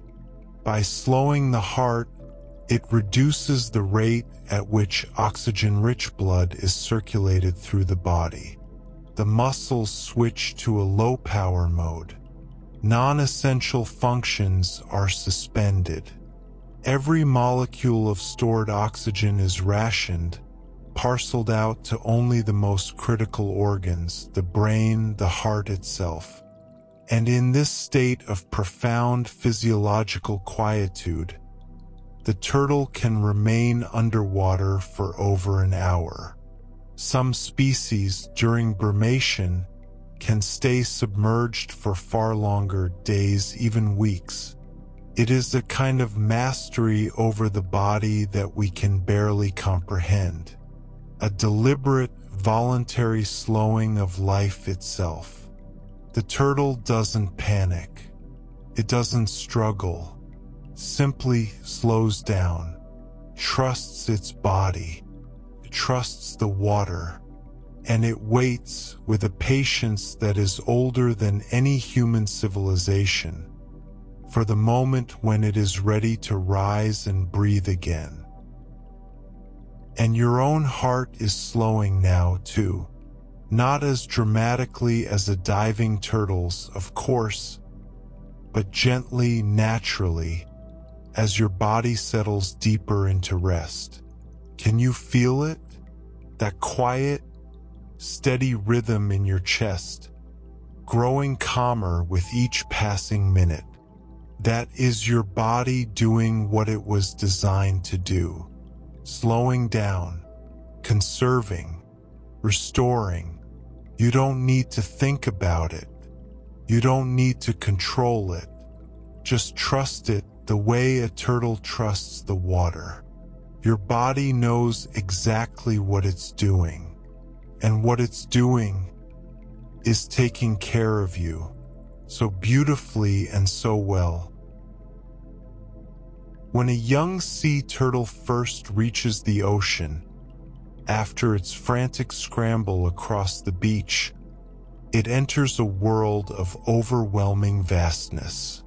The open ocean is enormous, featureless, and full of predators. A hatchling barely the size of your palm is terrifyingly vulnerable out there. So where does it go?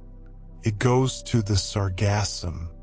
In the Atlantic Ocean, there are great floating mats of sargassum seaweed, golden brown tangles of algae that drift on the surface currents, sometimes stretching for miles.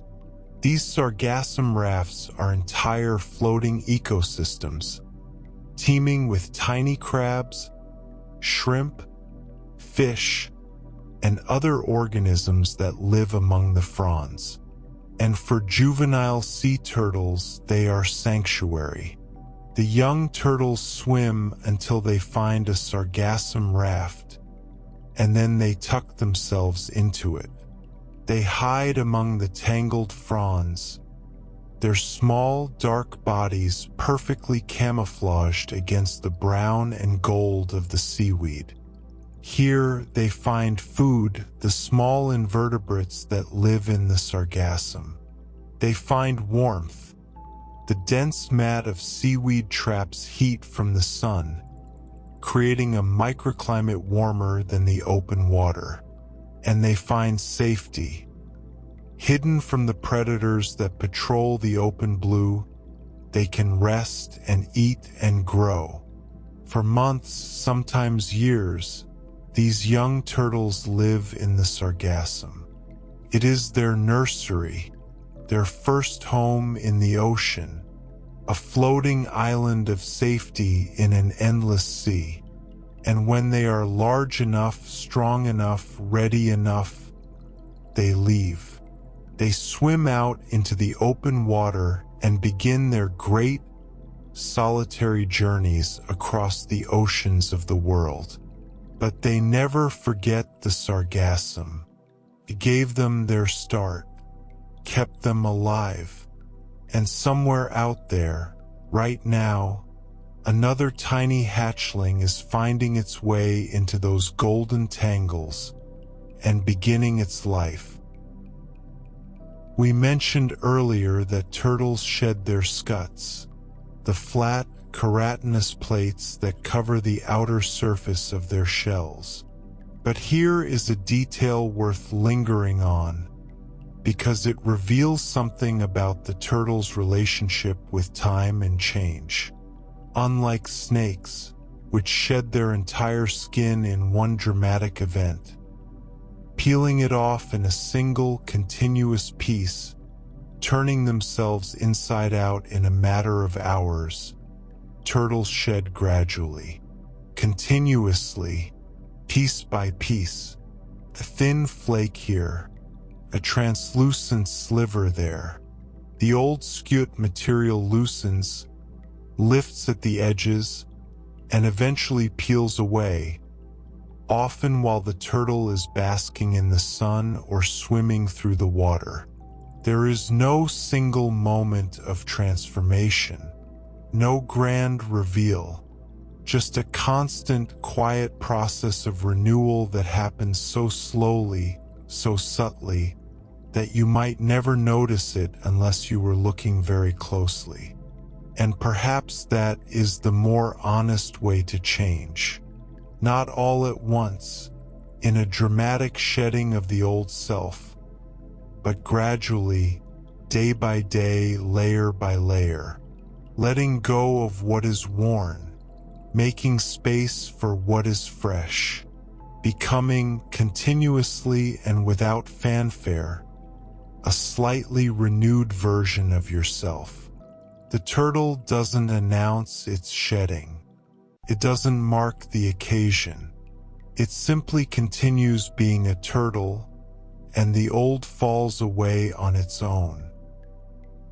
How gently the night is holding you right now. How softly you are breathing.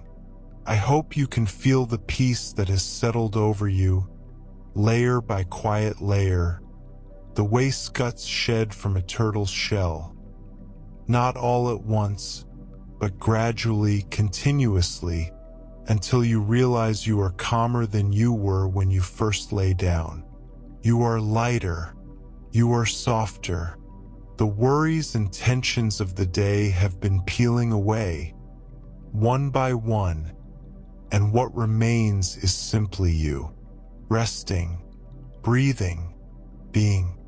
And that is the most beautiful thing in the world right now. You are the most beautiful thing in the world right now.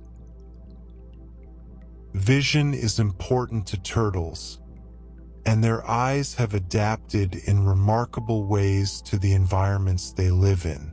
Aquatic turtles, in particular, face a visual challenge. Water refracts light differently than air does, bending it as it passes through. This means that an eye designed for seeing in air would produce blurry, distorted images underwater. But turtles have solved this problem. The lenses in their eyes are more curved, more spherical, than the lenses in the eyes of most land animals. This extra curvature compensates for the way water bends light, allowing the turtle to focus clearly on objects even in murky, sediment-filled water. Imagine swimming through a river with poor visibility, silt clouding the water, light filtering down in shafts and shadows, and being able to see clearly enough to spot a small fish darting past, or a clump of edible vegetation on the riverbed. That is what the turtle's curved lens allows. It is a small adjustment, optically speaking, a subtle change in the shape of a tiny piece of transparent tissue. But it makes the difference between blindness and clarity, between finding food and going hungry, between seeing a predator approach and being caught unaware. Such a small thing, such an enormous consequence. The world is full of details like this, tiny, invisible adaptations that make entire lives possible. The box turtle is one of nature's most adaptable eaters. Living on land, in forests and meadows, and at the edges of wetlands, the box turtle encounters a wide variety of potential foods, and it takes advantage of nearly all of them. Mushrooms are a particular favorite. Box turtles will eat fungi that are toxic to many other animals, seemingly unbothered by the poisons within. They eat insects, beetles, caterpillars, earthworms, crunching through them with their sharp beaks. They eat berries and fallen fruit, staining their mouths with juice. They eat flowers, snails, slugs, and carrion. They are, in the truest sense, omnivores, willing and able to eat almost anything the forest provides. And their digestive systems are remarkably efficient, designed to extract maximum nutrition from whatever they consume. This is important because life on the forest floor is not always abundant. There are lean times, seasons when food is scarce, when the mushrooms haven't fruited and the insects have gone dormant. The box turtle's efficient digestion allows it to make the most of what it finds, storing energy for the times when there is less. It is an animal that wastes nothing, that appreciates everything, that takes what the world offers gratefully and makes it enough. What a gentle philosophy of life. You are so wonderfully relaxed, so deeply, perfectly at rest. And I want you to know that wherever you are in this moment, whether you're still listening closely or whether you've begun to drift into that warm, hazy space between waking and dreaming, you are exactly where you should be. There is no wrong way to do this. There is no test at the end. There is only rest, and you are embracing it with the grace of someone who truly deserves it. Because you do. You truly, truly do. Let yourself drift now. Let these words become the gentlest of sounds, no louder than the rustle of leaves in a faraway forest. You are safe, you are held, and you are loved. When winter descends and the cold deepens, many turtle species retreat into the earth itself. They burrow into mud at the bottom of ponds, or dig into soft soil beneath piles of fallen leaves, and they enter that remarkable state we've touched on before, brumation.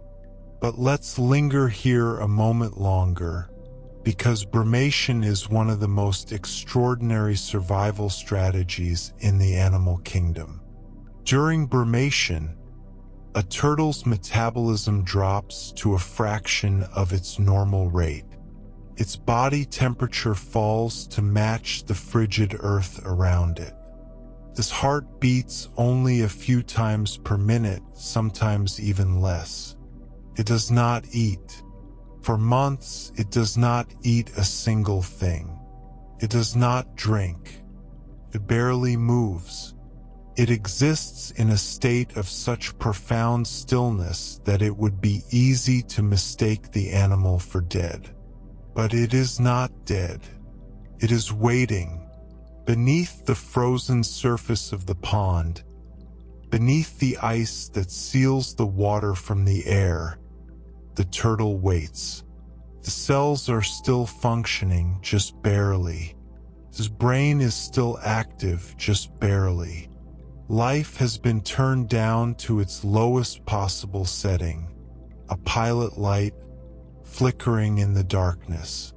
And the turtle trusts this process completely. It does not fight it.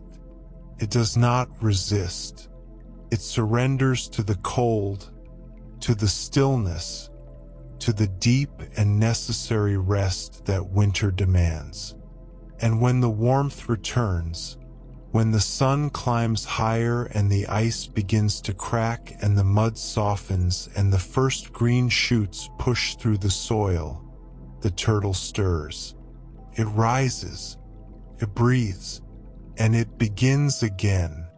How extraordinary, how deeply, quietly brave. We've mentioned the turtle's beak before, but it deserves a closer look, because not all beaks are the same, and the variety is astonishing. Turtles have no teeth. This has been true for a very long time, since their ancestors traded teeth for beaks hundreds of millions of years ago. But the absence of teeth has not limited turtles in the slightest. Instead, their beaks have diversified, shaped by evolution to match the specific diet and lifestyle of each species. A snapping turtle has a beak that comes to a sharp, hooked point, like a bird of prey, perfect for seizing fish and tearing flesh. An alligator snapping turtle has a beak powerful enough to bite through bone. A green sea turtle has a finely serrated beak, the edges scalloped like a bread knife, ideal for cropping seagrass from the ocean floor. A hawksbill sea turtle has a narrow, pointed beak, shaped precisely for reaching into the crevices of coral reefs to extract sponges, its primary food. A box turtle's beak is broad and strong, capable of crunching through mushrooms, beetles, and snail shells alike. And a tortoise, a herbivorous tortoise living in dry grassland, has a wide, flat beak suited to cropping tough, fibrous plants close to the ground. Each beak tells a story. Each one is a solution to a specific problem, refined over millions of years. No teeth needed, just the right shape, just the right edge, just the right tool for the job. How wonderful it is to consider the diversity of solutions that nature creates. And how wonderful it is that you are still here with me, resting in the quiet dark, letting these facts settle around you like snowfall. You may notice that your thoughts have become slower now, gentler, less defined. That is a beautiful sign. It means your mind is beginning to release its grip on the day. It means sleep is gathering at the edges of your awareness, soft and patient, waiting for you to let it in. And you can, whenever you're ready. There is no rush. There is never any rush. You are being held by this moment, and this moment has all the time in the world. Sea turtles are among the greatest migrants in the animal kingdom. Some species travel thousands of miles across open ocean, from feeding grounds to nesting beaches and back again, in journeys that can take months. And their bodies are beautifully designed for this kind of sustained, long-distance travel. Their shells are streamlined lower, flatter, and more hydrodynamic than the high-domed shells of land tortoises. Water flows over and around them with minimal resistance. Their flippers, as we've discussed, are powerful and efficient, designed for the long, rhythmic strokes that carry them across vast stretches of sea. And their overall body shape, tapered at the front, broad through the middle, narrowing toward the tail, reduces drag in the same way that the hull of a ship is shaped to cut through waves. Every aspect of the sea turtle's body has been refined for efficiency, for endurance, for the long haul. A leatherback sea turtle crossing the Atlantic doesn't sprint. It doesn't exhaust itself in bursts of speed.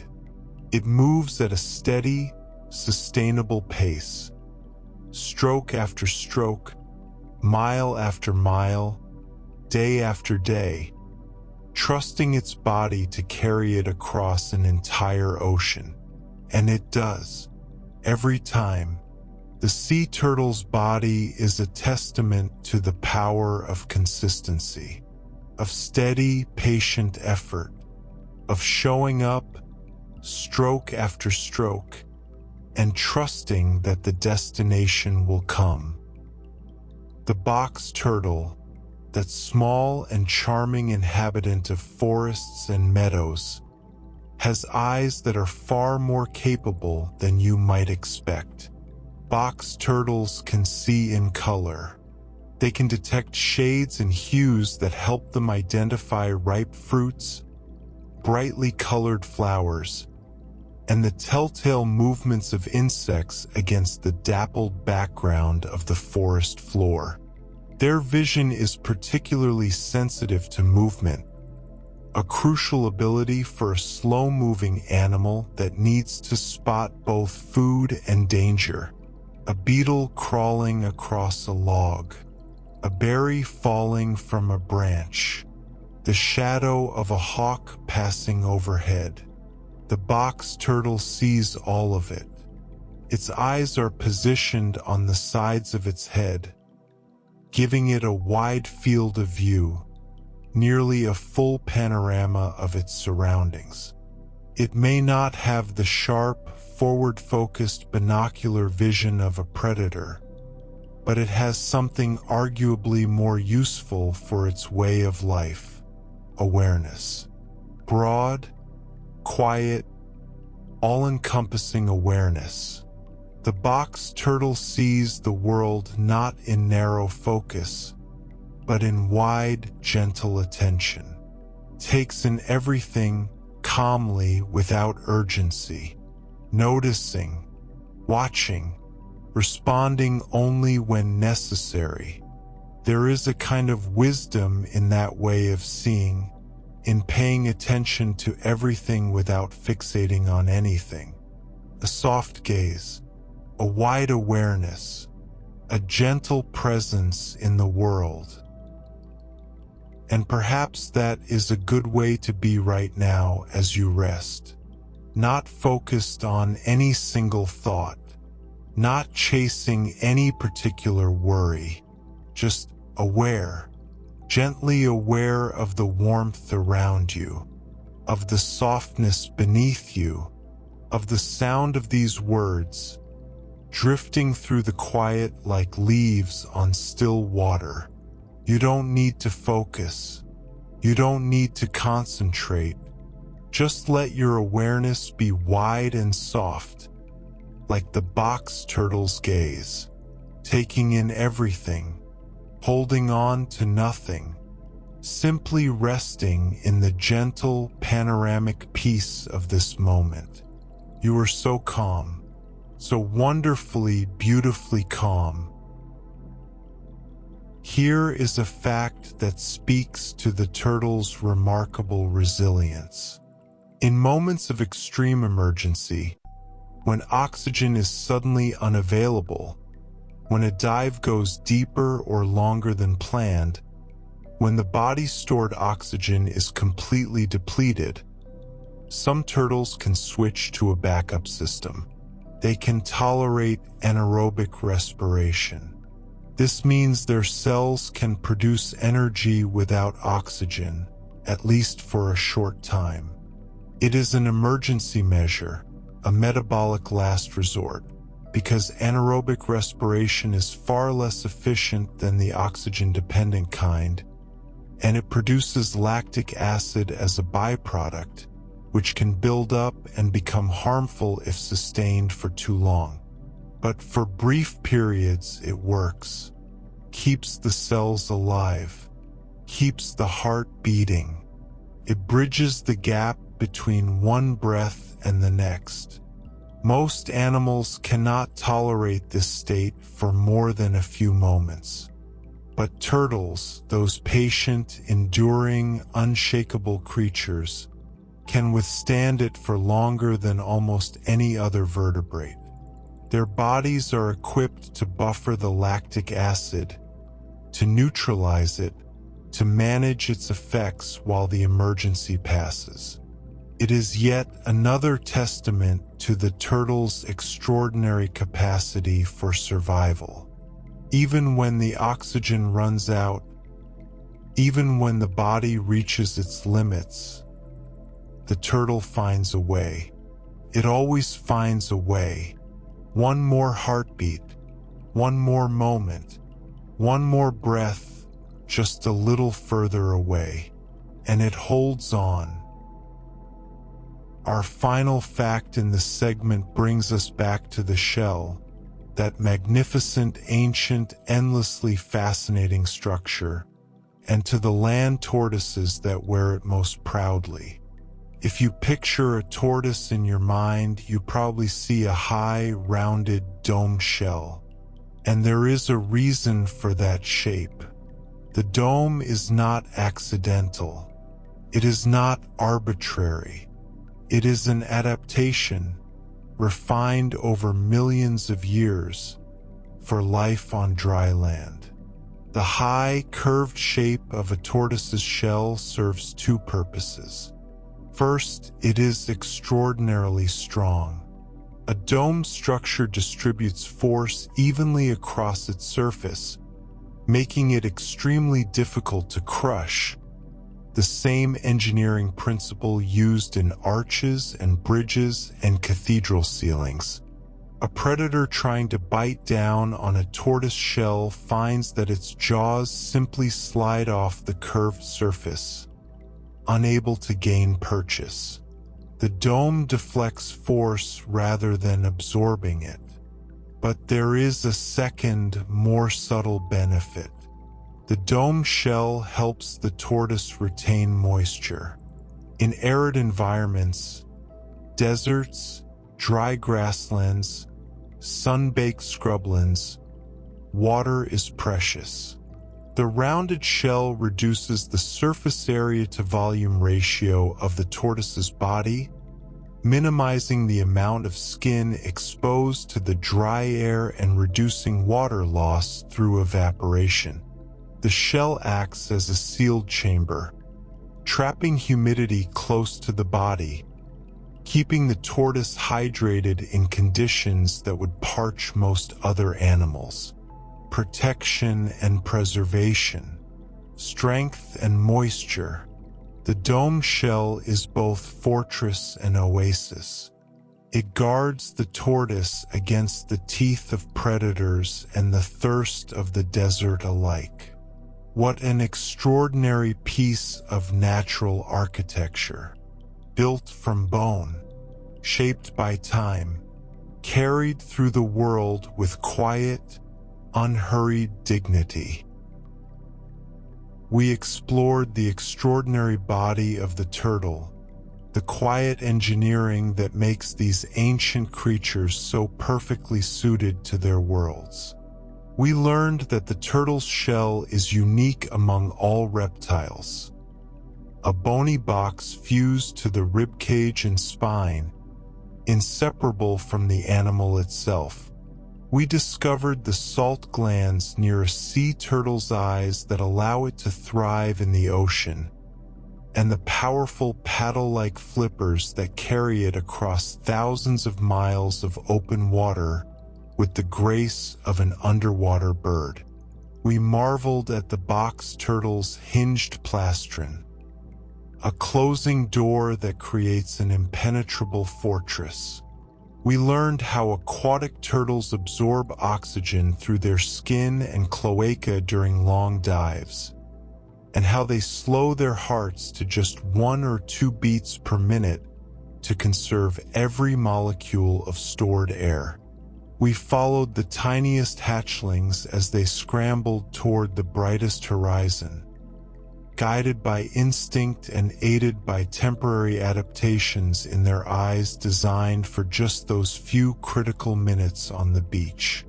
We discovered that leatherback turtles carry their own warmth, defying the cold through brown fat and countercurrent heat exchange. We swam with juvenile sea turtles to the floating sargassum nurseries where they hide and grow. We watched turtles shed their scuts in quiet, ongoing renewal. We peered through curved lenses into murky water and through color-sensitive eyes across the forest floor. We learned that turtles can survive briefly without oxygen, that their beaks are as varied as their diets, and that the domed shells of tortoises are both fortress and oasis, protecting and preserving in equal measure. What remarkable creatures! What quiet, perfect design! Now let all of that settle. Let it dissolve into the stillness like sugar into warm water, invisible but part of you now. You don't need to hold on to it. It will find you again when you need it.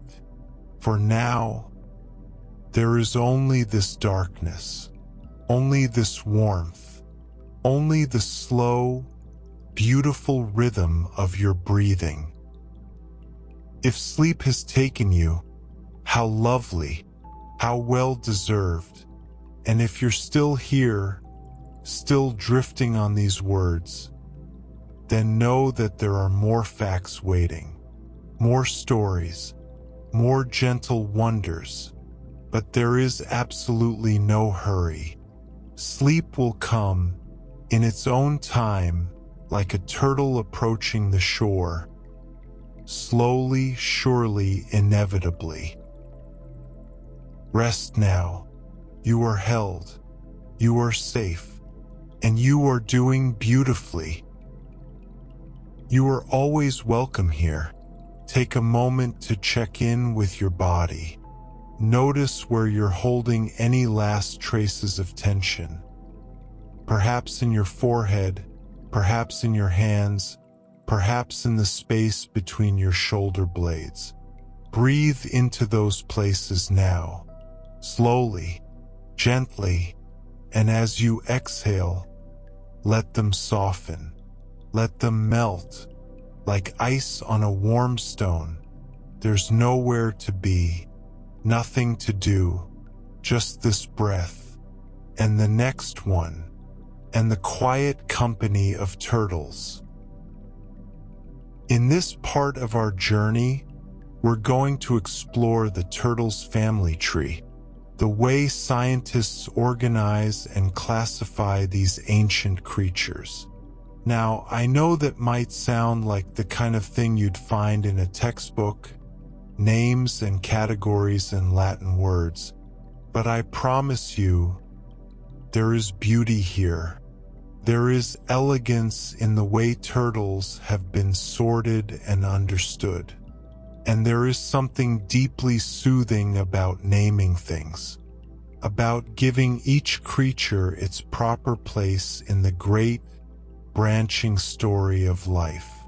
So let the names wash over you. Let the categories settle around you like fallen leaves. You don't need to memorize any of them. Just listen, just breathe, and let the quiet order of the natural world carry you closer to sleep. Every turtle you have ever seen, every tortoise plodding through a garden, every sea turtle gliding through blue water, every painted turtle basking on a sunny log, belongs to a single order of animals. That order is called Testudines. It is one of the great orders of the reptile world, and it encompasses every living turtle and tortoise on Earth, as well as every turtle and tortoise that has ever lived and gone extinct. Testudines. Say it quietly in your mind. Testudines.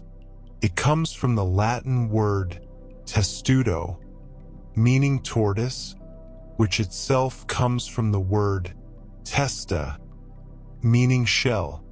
So the very name of this order, the label that science has given to all turtles everywhere, is rooted in the thing that defines them most: their shell, their home, their protection.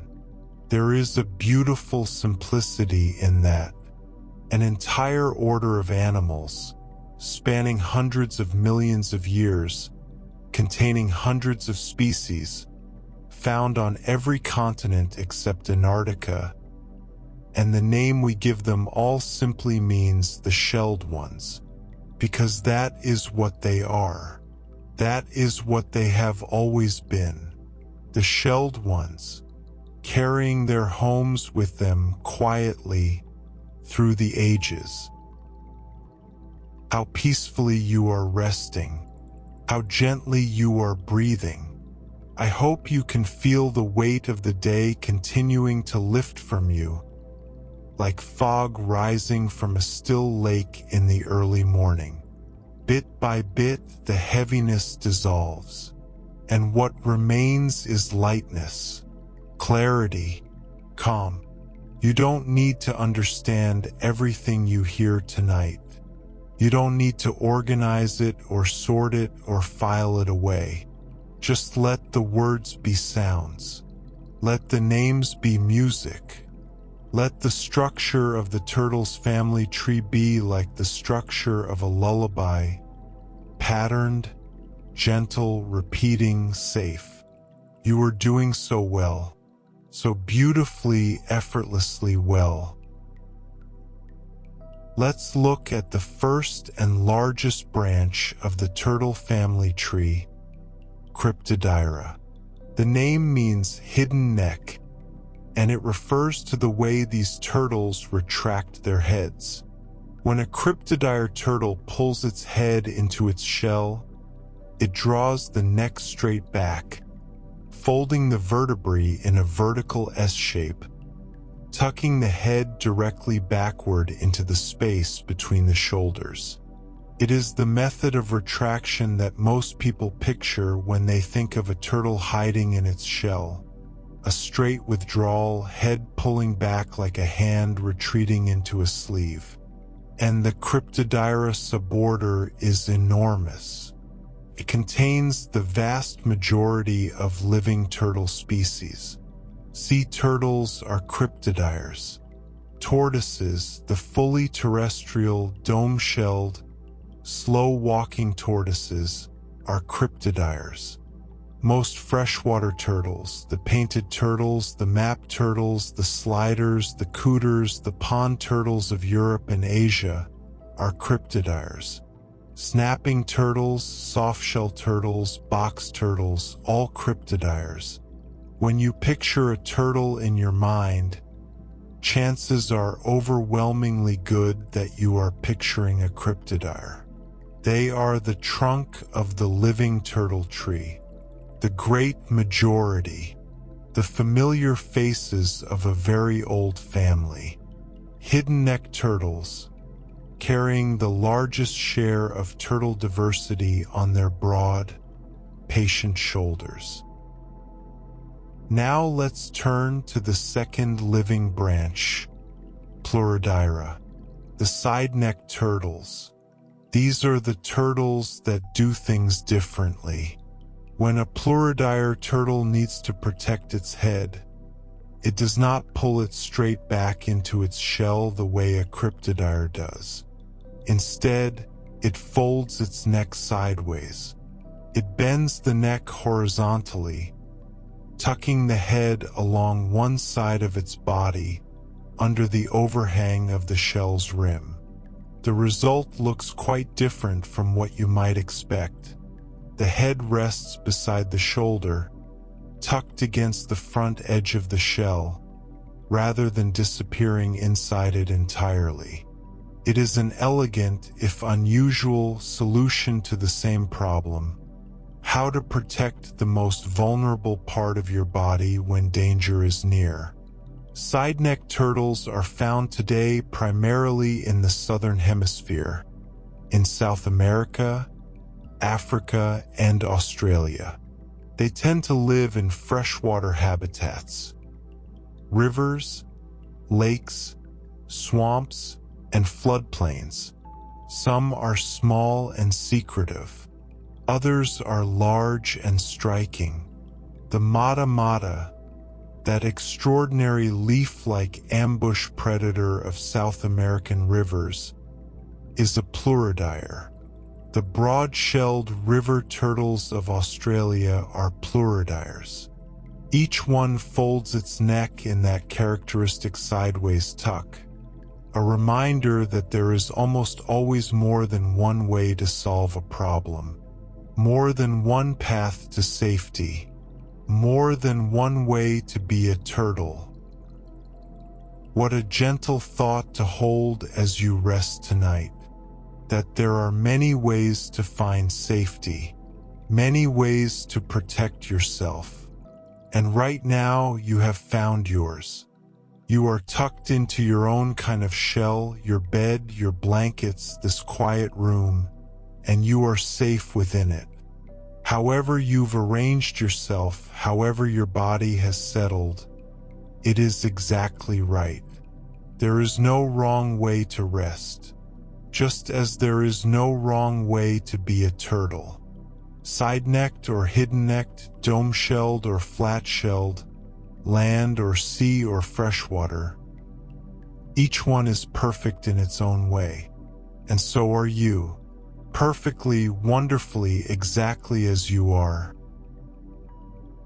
Among the sea turtles, those magnificent travelers of the open ocean, scientists recognize two main families. The first is Calmness, the hard-shelled sea turtles. This family includes most of the sea turtles you've probably heard of: the green turtle, the loggerhead, the hawksbill, the olive ridley, the Kemp's ridley, and the flatback. 6 species united by a common feature. Their shells are covered in hard, keratinous scuts, much like the shells of their freshwater and terrestrial cousins. These scuts give the shell its characteristic pattern of plates, those beautiful interlocking shapes that vary from species to species, each pattern as distinctive as a fingerprint. The second family is Dermocolidae, and this family contains just one species, a single extraordinary species, the leatherback. The leatherback is so different from all other sea turtles, so unique in its anatomy, its physiology, its way of being, that it has an entire family to itself. Two families of sea turtles, then, one large and diverse, one containing a single solitary giant, both ancient, both beautiful, both navigating the same vast oceans, following the same ancient currents, nesting on the same moonlit beaches. Two branches of the same salt-sprayed, wave-worn lineage. The difference between these two families, Calmness and Dermocolidae, is most visible in the shell itself. Calmnid sea turtles have shells covered in scuts. These are the hard, flat, keratinous plates that tile the surface of the shell in a specific, species-dependent pattern. If you've ever seen a close-up photograph of a green sea turtle or a hawksbill, you've seen scuts, those smooth, interlocking plates that give the shell its mosaic-like appearance. They are hard to the touch. They gleam in the light. They overlap slightly in some species, like the shingles on a roof. But the leatherback has no scuts at all. Its shell is covered instead in thick, rubbery, oil-saturated skin, leathery and flexible, dark and ridged, unlike anything you'd see on any other turtle. Beneath that skin, the leatherback's shell is made not of large, fused bony plates, but of a matrix of thousands of tiny bone fragments called osteoderms, embedded in a connective tissue that gives the shell its characteristic flexibility. This is why the leatherback can dive so deep. Its flexible shell can withstand the crushing pressure of the abyss in ways that a rigid, scute-covered shell could not. Two families, two solutions, one hard and shining, one soft and yielding, both perfect for the lives they lead. How beautiful it is that nature finds so many different solutions to the same challenges. And how beautiful it is that you are here, resting in the quiet, letting these gentle distinctions wash over you like the softest of tides. You don't need to remember which family has scuts and which has leathery skin. You don't need to hold on to any of it. Just let the words flow through you, carrying you deeper into calm. Your only job right now is to breathe, to rest, to be, and you are doing that job with such grace, such quiet perfection, that it takes my breath away. Thank you for being here. Thank you for resting. The world is a gentler place when you are at peace. The leatherback sea turtle, Dermocheles coriacea, is the only living member of the family Dermocolidae. It stands alone, the last of its kind.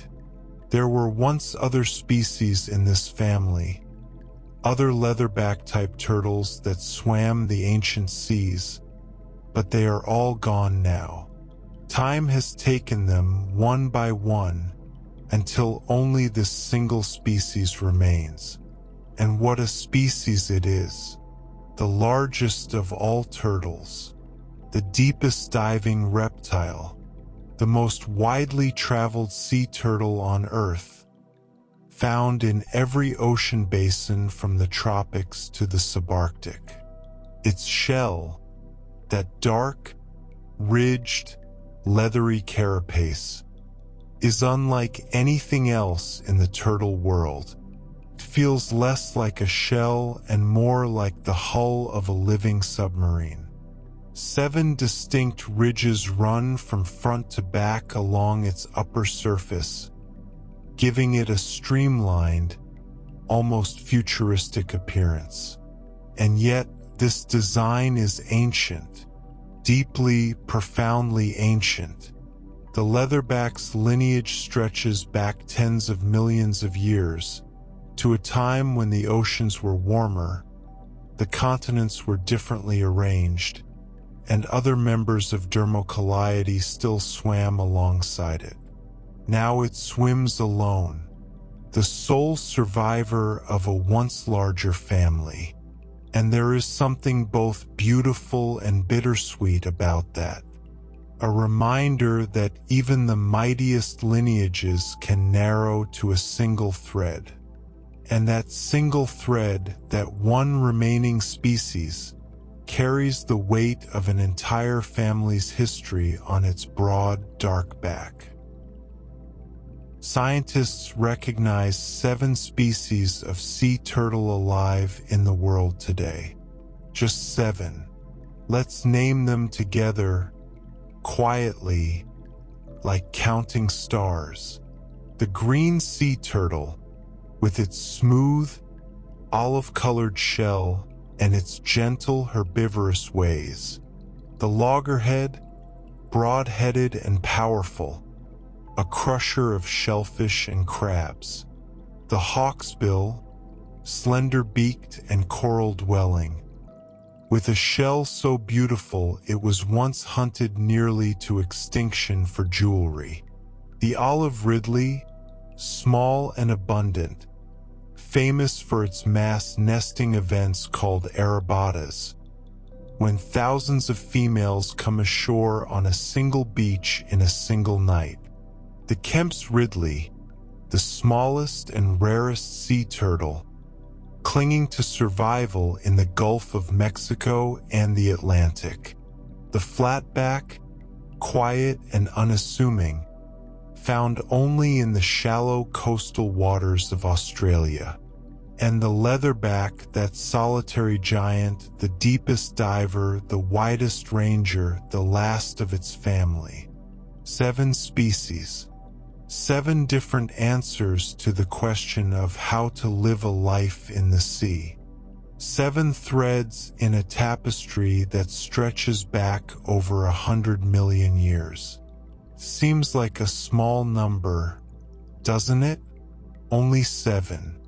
And yet each one is a world unto itself. A complete, complex, irreplaceable expression of life. 7 species, 7 miracles. 7, what a peaceful number. Small enough to hold in your mind without effort. Let the names of these 7 turtles drift through your thoughts like 7 soft notes of a lullaby. Green, loggerhead, hawksbill, olive ridley, Kemp's ridley, flatback, leatherback. You don't need to remember them all. Just let them pass through you. Each one a gentle sound.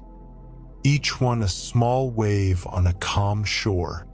And as they pass, feel yourself growing quieter, stiller, more at peace. You are sinking deeper now, and it feels so good, so natural, so right. Like settling into warm sand on a sun-drenched beach. Let yourself sink. Let yourself rest. You are held. For many years, scientists debated where turtles fit on the great family tree of reptiles. Were they the descendants of very ancient, primitive reptiles, creatures with solid skulls, no openings behind the eyes, relics of the earliest days of reptile evolution? Or were they something else entirely, members of a more advanced group, hiding their true identity behind a deceptively simple skull? The answer, when it finally came, arrived through molecular studies. By analyzing the DNA of turtles and comparing it to the DNA of other reptile groups, scientists were able to trace the true lineage of Testudines. And the results were surprising. Turtles are diapsids, members of the same great reptile group that includes lizards, snakes, crocodiles, and birds. But more specifically, molecular evidence places turtles as the sister group to archosaurs. Archosaurs are the lineage that includes crocodiles, dinosaurs, and birds. This means that turtles are more closely related to birds and crocodiles than they are to lizards and snakes. Think about that for a moment. The next time you see a turtle and a bird in the same garden, know that they are family.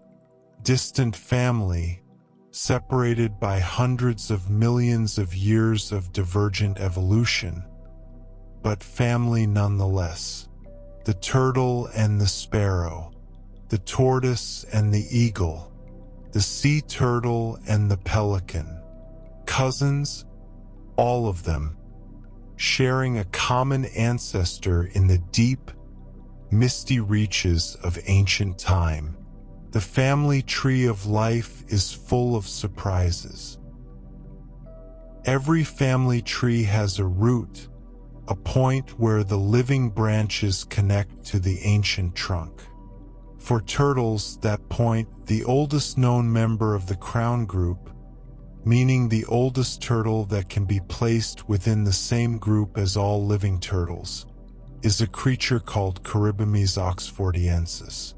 Caribomys comes from the late Jurassic period, a time when dinosaurs dominated the land and the first birds were just beginning to take flight. This makes Caribomys extraordinarily old, one of the very first turtles that we can look at and say with confidence this animal belongs to the same lineage as the turtles alive today. Not a proto-turtle, not a transitional form with partial shells or primitive features. A true turtle, a member of the crown group, the oldest branch on the living tree. Everything that came before Caribomys, the Eunotosaurs, the Papachelices, the Odontochelices, those were the roots, the trunk, the ancient wood. But Caribomys is where the living canopy begins, where the branches that lead to today's 350 species first started to spread.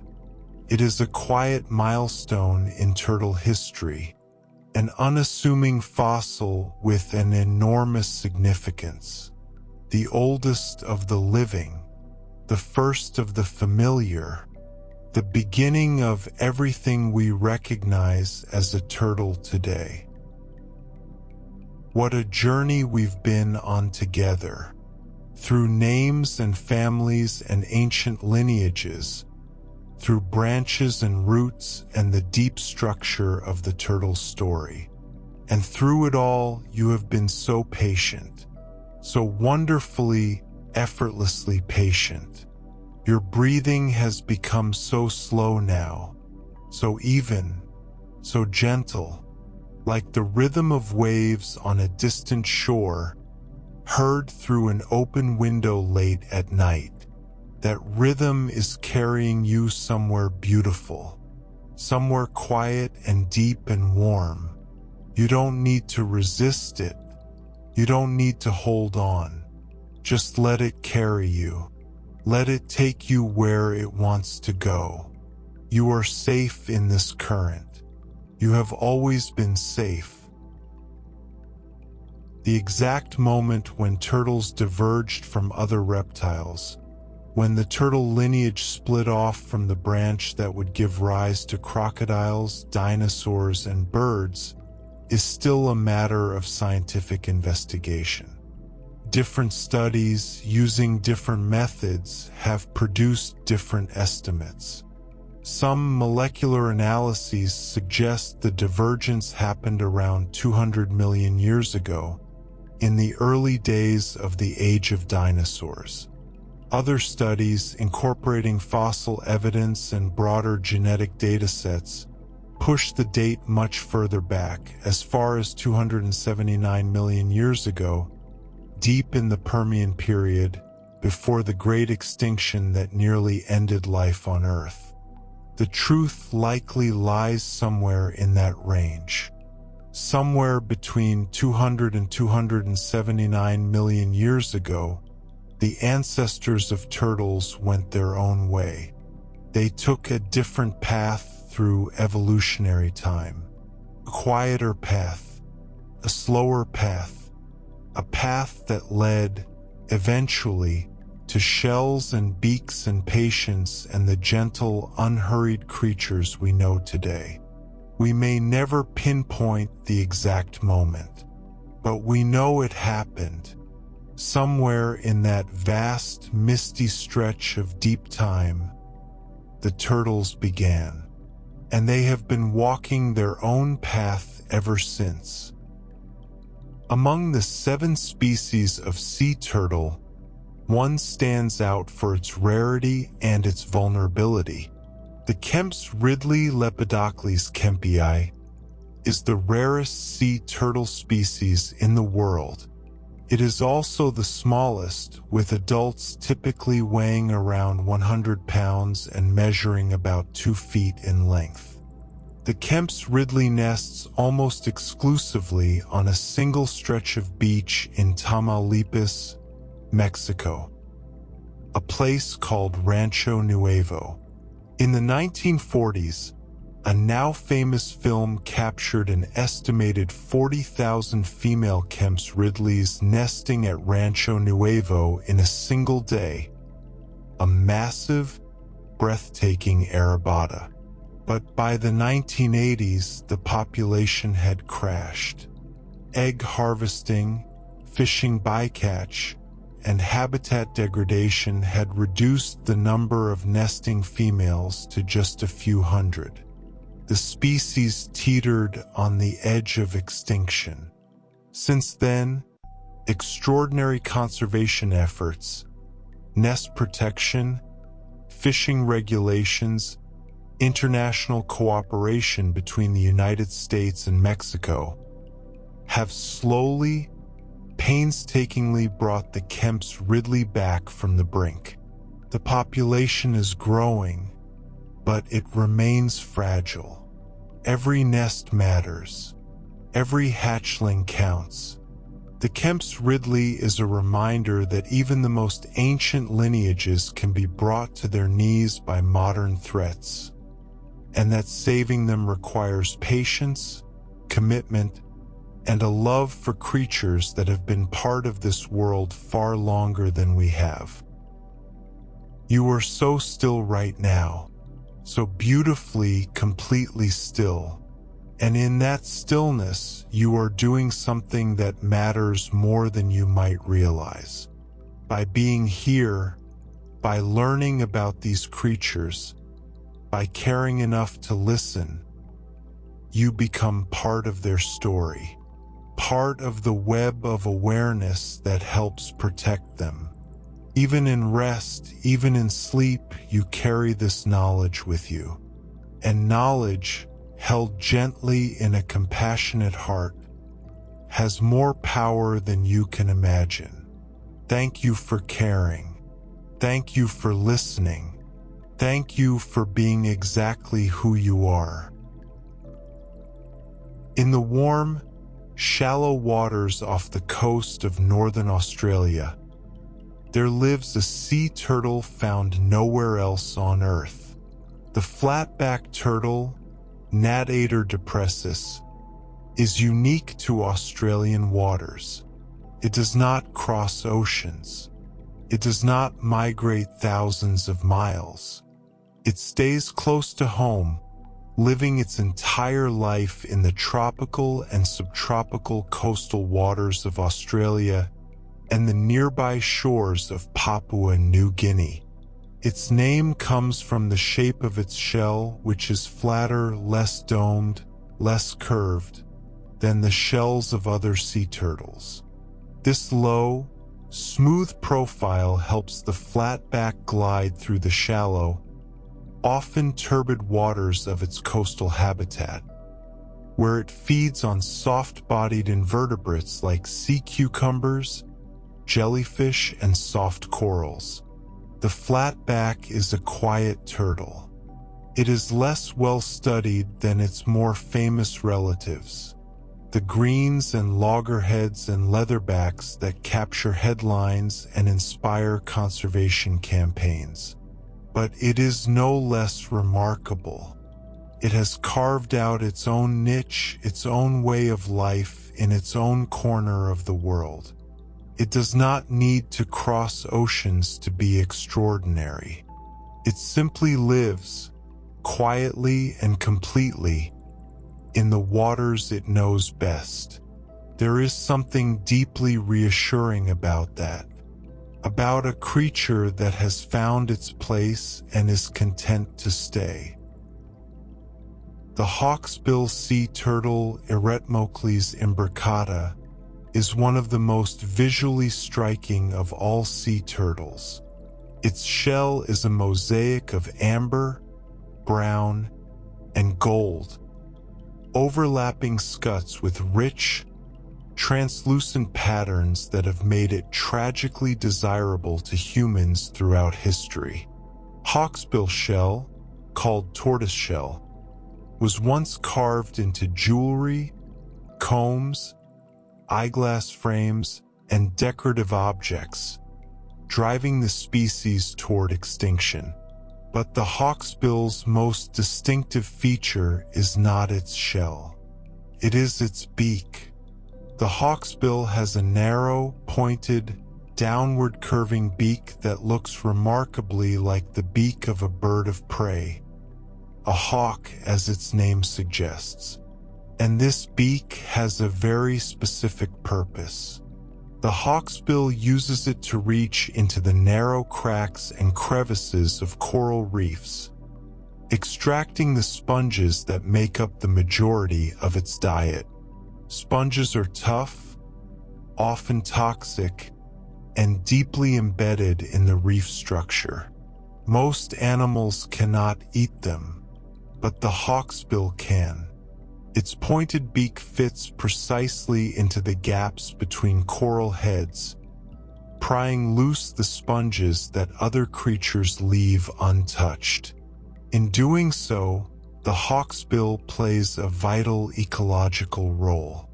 By controlling sponge populations, it prevents sponges from overgrowing and smothering the coral, helping to maintain the health and diversity of the reef. The hawksbill is not just a beautiful turtle. It is a guardian of coral reefs, a quiet custodian of one of the most precious ecosystems on Earth. How wonderful to think of a turtle as a guardian, a protector of something beautiful and fragile. And in your own way, you are a guardian too, of your own well-being, of this moment of rest, of the quiet peace you have built around yourself tonight. You are protecting something precious right now, your health, your calm, your right to simply be still and do nothing. Guard it gently, hold it close, the way a hawksbill tends its reef, the way a shell protects the soft life within. You are your own guardian tonight, and you are doing a magnificent job. Within the recognized species of sea turtles, there is further diversity that sometimes leads scientists to identify subspecies, populations within a species that have developed distinct characteristics due to geographic isolation or different environmental pressures. One example is the Eastern Pacific green turtle, sometimes considered a subspecies or distinct population of the green sea turtle. Green turtles in the Eastern Pacific tend to be darker in color. Some are nearly black, and they are sometimes called black turtles by local communities. They feed in different habitats, nest on different beaches, and follow different migratory routes than their Atlantic or Indo-Pacific counterparts. Whether these differences are significant enough to warrant formal subspecies recognition is a matter of ongoing, friendly debate among taxonomists. Some scientists say yes, the differences are real, consistent, and meaningful. Others say the variation falls within the normal range for a single, widely distributed species. And this debate, far from being a problem, is actually a sign of healthy science. It means we are paying attention. It means we are looking closely. It means we care enough about these creatures to argue, respectfully and carefully, about the finest details of their identity. Because every detail matters when you are trying to understand and protect a species that has been on this earth for 100 million years. One of the longest-running debates in turtle science has centered on the skull, specifically on the pattern of openings called fenestrae in the temporal region of the skull behind the eyes. In the early days of reptile classification, scientists relied heavily on these openings to sort reptiles into groups. Anapsids had no temporal openings. Synapsids had one. Diapsids had two. And for a long time, turtles appeared to be anapsids. Their skulls seemed to lack the telltale fenestrae that would place them among the diapsids.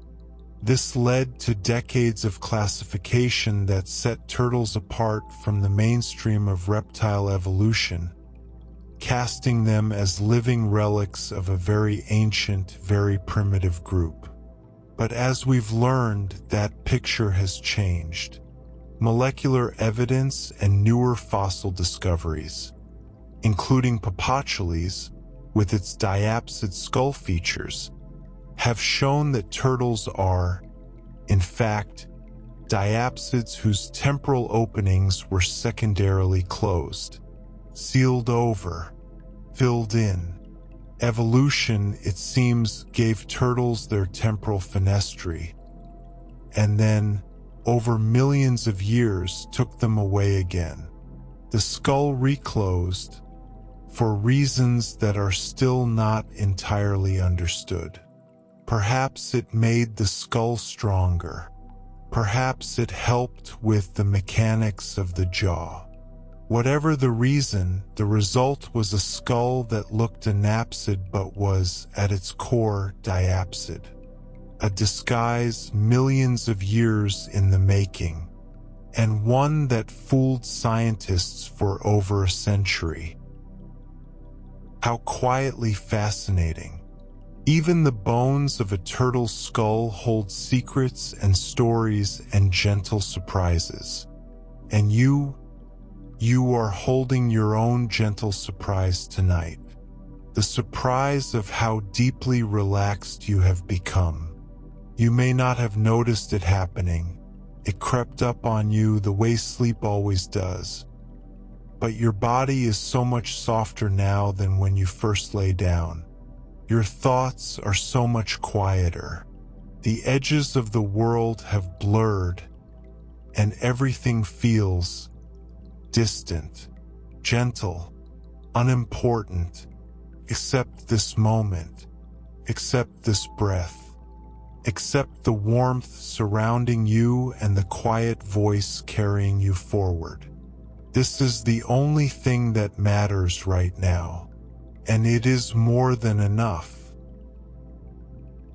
The diversity of turtles on our planet is even greater than we mentioned earlier. While some sources count over 300 species, more recent surveys and taxonomic revisions have brought the total to over 350. 350 species of turtles, tortoises, and terrapins, living in nearly every habitat the Earth has to offer. From the tiniest speckled padloper tortoise of South Africa, small enough to fit on a teacup saucer, weighing barely more than a few coins, to the massive leatherback, spanning the world's oceans at nearly a ton. From the ornate box turtles of the American Midwest, with their sunburst-patterned shells, to the giant tortoises of the Galapagos, who carry their islands' names on their ancient backs. From the snapping turtles of quiet ponds to the river turtles of the Amazon. 350 variations on the same beautiful theme. 350 answers to the ancient question of how to be a turtle. And each one, each species, each population, each individual, is a thread in the living fabric of our planet's biodiversity. Remove one thread, and the fabric weakens. Protect them all, and the tapestry holds. Let's return one more time to the question that puzzled scientists for so long. For much of the 20th century, turtles were classified as anapsids, the last surviving members of an ancient reptile group with solid, unfenestrated skulls. This classification placed turtles outside the mainstream of reptile evolution, in a lonely branch all their own. Textbooks were written this way. Museum displays were arranged this way. Students were taught for decades that turtles were fundamentally different from other modern reptiles, primitive holdovers from a bygone era. But science is a process of continuous refinement. And as new tools became available, molecular sequencing, advanced imaging of fossils, computational phylogenetics, the old classification began to crack. Study after study confirmed that turtles are not anapsids. They are diapsids. Their seemingly solid skulls are a secondary modification, a later change, not an ancestral trait. The temporal openings were there once and were closed over time. This reclassification didn't diminish the turtle's uniqueness. If anything, it made turtles more interesting, because now the question was not simply, where do turtles come from? But why did their skulls change? What evolutionary pressure led to the closing of those fenestrae? The mystery deepened, the story grew richer, and the turtle, as always, kept its secrets close, revealing them only slowly on its own terms in its own time. What a patient creature, the turtle. I know these facts about skulls and classification and ancient debates may seem far from the usual bedtime story, but there is a rhythm to them, isn't there? A gentle pattern of questions asked and answers found, of old ideas giving way to new ones, of mysteries that deepen even as they're solved. And that rhythm is carrying you now, like a current in deep water, toward the quietest, most restful place you've been all night. You are so close to sleep, so very, very close, and I am right here with you, keeping you company on the journey. You are not alone. You are never alone. We've met the two living suborders of turtles, Cryptodyra and Pluridyra, and we've learned that they retract their heads in fundamentally different ways. But let's take one more moment to appreciate the elegance of the side-necked turtles. The Pluridyrs. When a side-necked turtle encounters danger, it does not pull its head straight back into its shell. Instead, it bends its long neck to the side, folding it horizontally, tucking the head along the front edge of the shell, beneath the protective overhang of the carapace. The neck curves like a river finding its way around a bend. It is a lateral movement, smooth, fluid, and surprisingly fast. Some side-neck turtles have very long necks, and the fold is dramatic, the neck curving in a wide arc, the head coming to rest snugly against the shell's rim. Others have shorter necks, and the tuck is more compact.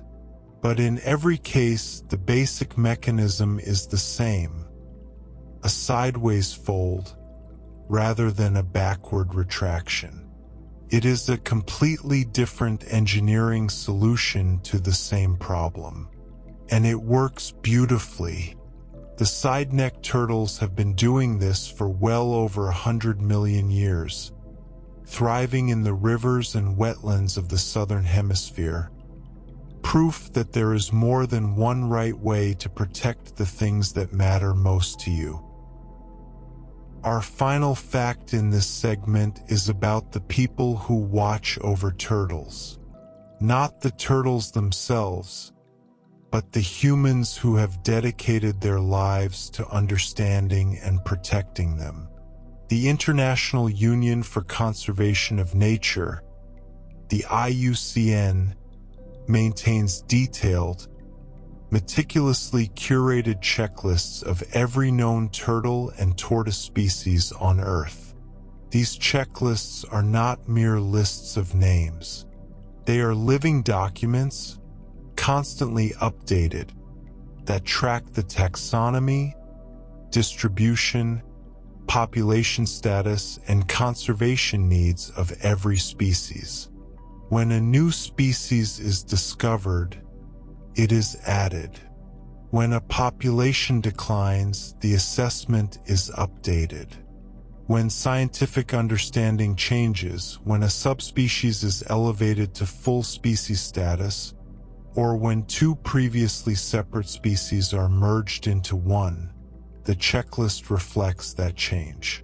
This work is painstaking.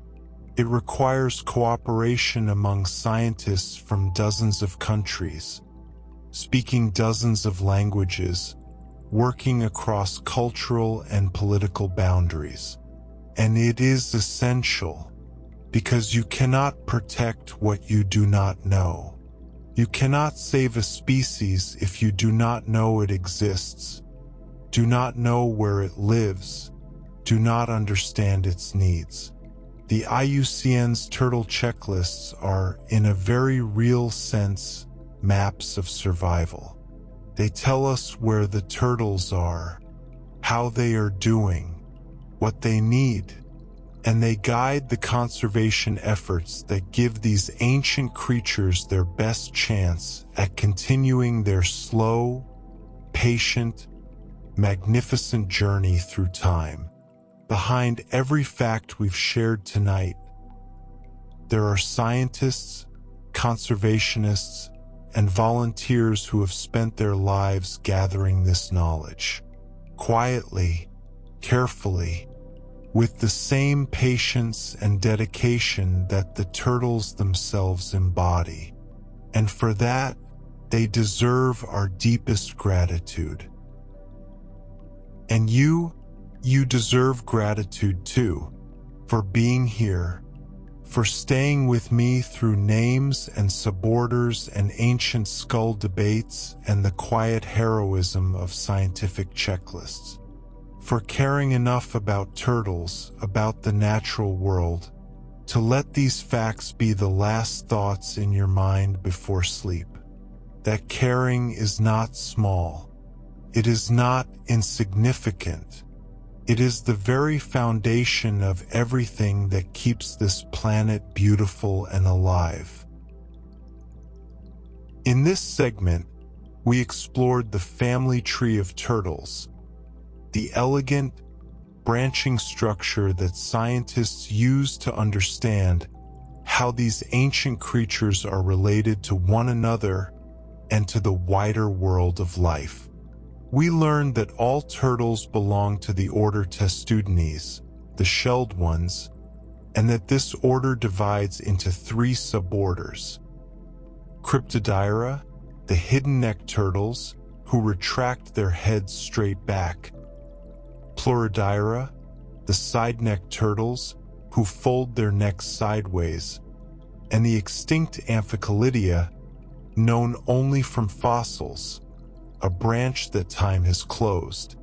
We discovered that the vast majority of living turtles are cryptodyres, sea turtles, tortoises, and most freshwater species, while the side-necked pluridyres thrive in the rivers and wetlands of the southern hemisphere.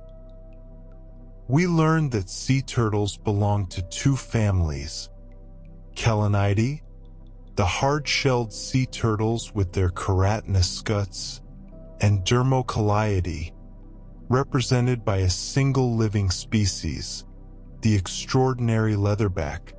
We named all 7 species of sea turtle, from the abundant olive ridley to the rare and fragile Kemp's ridley. We met the flatback, found nowhere but Australian waters, and the hawksbill, guardian of coral reefs, with its bird-like beak reaching into crevices to pluck out sponges. We traced the turtle's place on the reptile family tree, learning that molecular evidence places turtles as diapsids, sister to the archosaurs, more closely related to birds and crocodiles than to lizards and snakes. We discovered that their seemingly solid skulls are a secondary modification, closing over temporal openings that were once present, a disguise that fooled scientists for over a century. We learned that turtles diverged from other reptiles somewhere between 200 and 279 million years ago, and that the oldest known crown group turtle, Caribemes, dates to the late Jurassic. We counted over 350 species alive today, each one a unique thread in the fabric of global biodiversity. And we honored the work of the IUCN and the countless scientists who track, study, and protect these species through careful, patient, dedicated work. What a rich and intricate family tree. What a legacy of life. Now let it all go. Let the names dissolve. Let the branches blur. Let the tree become a feeling rather than a fact. A feeling of deep, ancient connection, of belonging, of being part of something much larger and much older than yourself. You are part of this tree too. You are a living branch on the great tree of life, connected to every other creature on this planet by billions of years of shared history. And tonight you rest, you breathe, you dream, and the tree holds you gently the way it holds everything. Sleep now if sleep has come, and if not, the turtles will wait. They always do. We have come so far together tonight, through hundreds of millions of years of history, through fossils and family trees and the quiet engineering of shells and beaks and bones. And now, we arrive at something different, something softer, something you can picture behind your closed eyes like a painting slowly appearing on a canvas. In these final 20 facts, we are going to meet individual species. We are going to look at turtles, really look at them, and notice their colors, their patterns, their shapes, the small details that make each one unmistakably beautifully itself. Think of this as a gallery, a quiet, candlelit gallery, late at night, where you can wander from painting to painting at your own pace, admiring each one before moving on to the next. There is no hurry. There never has been. Let your breathing be slow and even. Let your body be heavy and warm. And let me show you some of the most beautiful creatures on Earth. The green sea turtle is one of the most recognizable turtles in the world, and despite its name, its shell is not green. The carapace, the upper shell, is typically a rich, dark brown, sometimes nearly black, smooth and streamlined for a life spent gliding through tropical and subtropical seas. It is the turtle's body that gives it its name. Beneath the shell, the green sea turtle's fat and cartilage are tinged a distinctive green, colored by the algae and seagrass that make up the bulk of its adult diet. The green turtle is one of the few sea turtles that is primarily herbivorous, grazing on underwater meadows of seagrass the way a cow grazes on a field of clover. Slowly, methodically, peacefully, and the color of its food becomes part of its body. If you look closely at a green sea turtle's head and limbs, you'll notice delicate patterns. Yellow markings on the scales of the head, pale stripes along the edges of the flippers. A subtle beauty that reveals itself only to those who take the time to really look. The green sea turtle is not flashy. It is not dramatic. It is quietly, gently, undeniably lovely. The way a forest is lovely. The way still water is lovely. A beauty that asks nothing of you and gives everything. The loggerhead sea turtle gets its name from its head, which is large, disproportionately, almost comically large for its body. Broad and triangular, heavy with muscle, the loggerhead's head houses powerful jaw muscles that give it one of the strongest bites of any sea turtle. Its beak is slightly hooked at the tip, curving downward like a raptor's bill, and it uses this formidable equipment to crush hard-shelled prey. Crabs, conchs, whelks, and other shellfish that would be impervious to a weaker jaw. But here is a detail that often goes unnoticed. The loggerhead also has large, strong claws on each of its flippers.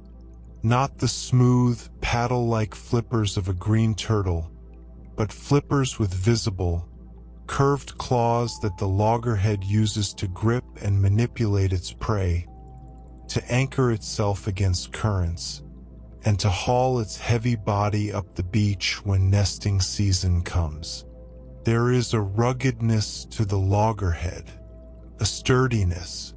It is built for work, for cracking and crushing and digging and enduring. And yet, for all its strength, the loggerhead is as gentle as any turtle when left in peace.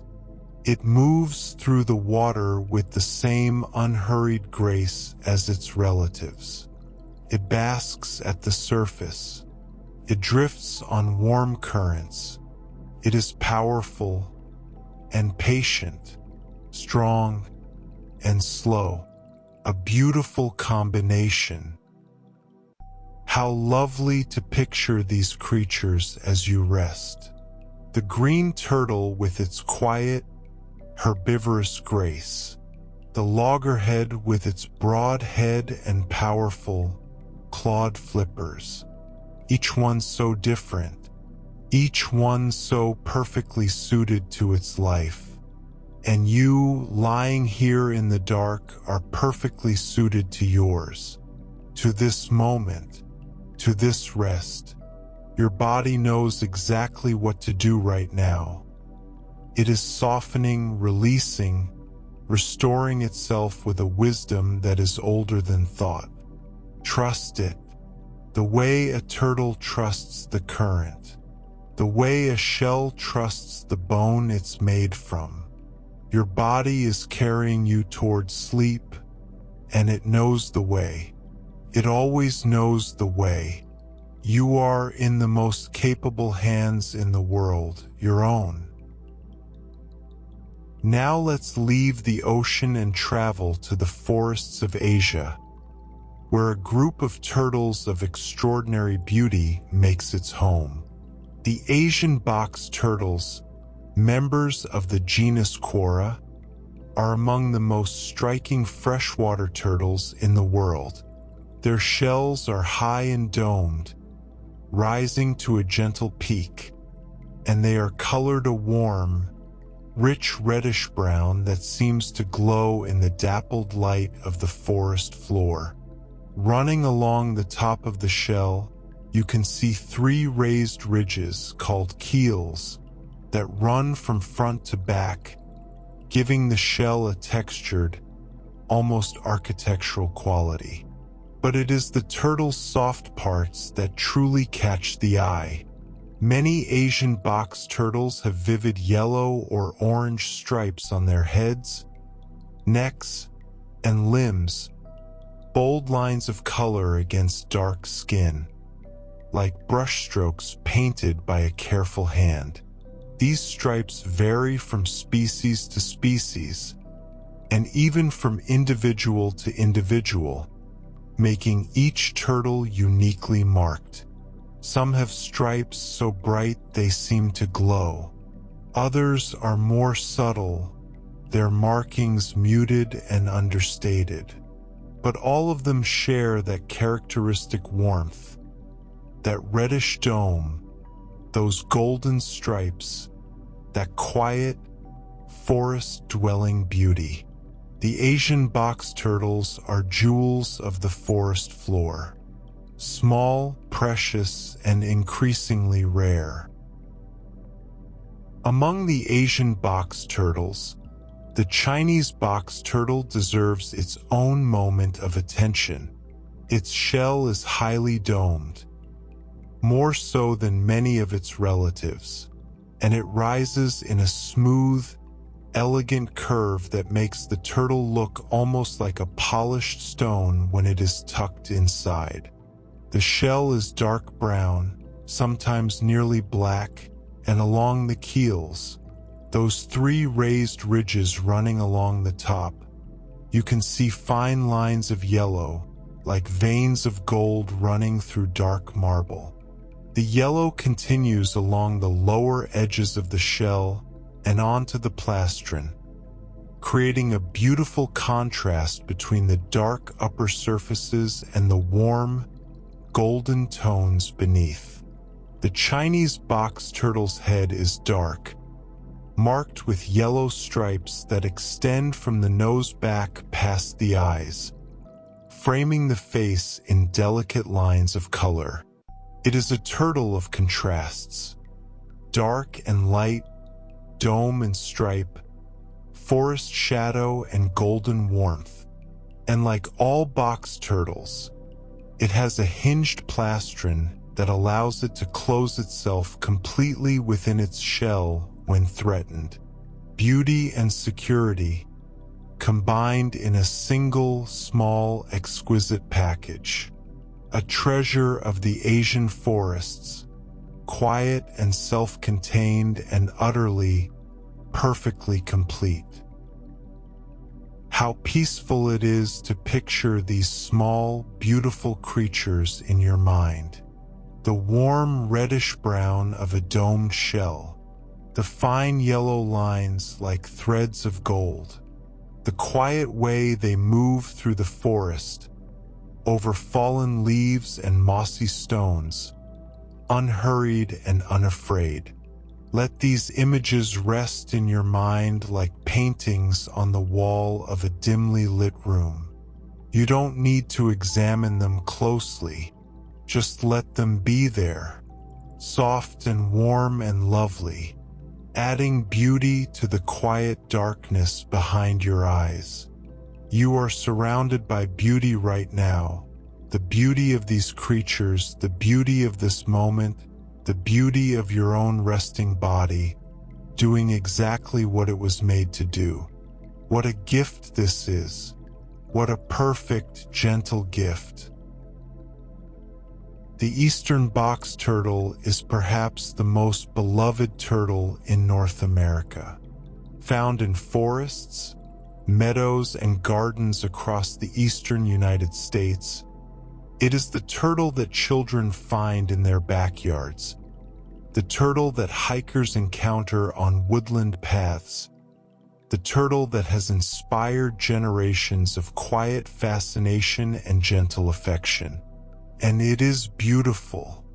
Its shell is high-domed and dark brown, sometimes almost black, marked with patterns of bright yellow and orange that vary enormously from one individual to the next.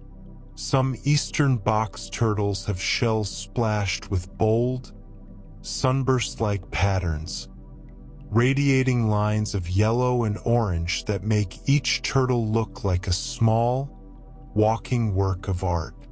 Others are more subdued, with just a few scattered spots or streaks of color against the dark background.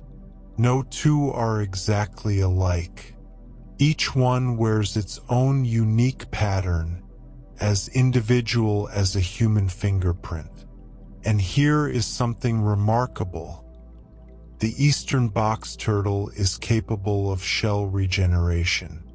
If its shell is damaged, cracked by a falling branch, scarred by a predator's teeth, chipped by an accident, the turtle can, slowly, over time, repair the damage. New bone grows to fill the gap. New scute material covers the wound. The shell heals, not perfectly, perhaps. A scar may remain, a ridge where smooth shell once was, but it heals. The turtle carries on, marked but not broken, scarred but whole. What a quiet, powerful metaphor for resilience. The Gulf Coast box turtle is the largest of the common box turtle subspecies, and it has a personality to match its size. Found along the Gulf Coast of the United States, from Louisiana to Florida, this robust turtle can reach shell lengths of nearly 7 inches, large for a box turtle, and it has a presence that is immediately noticeable.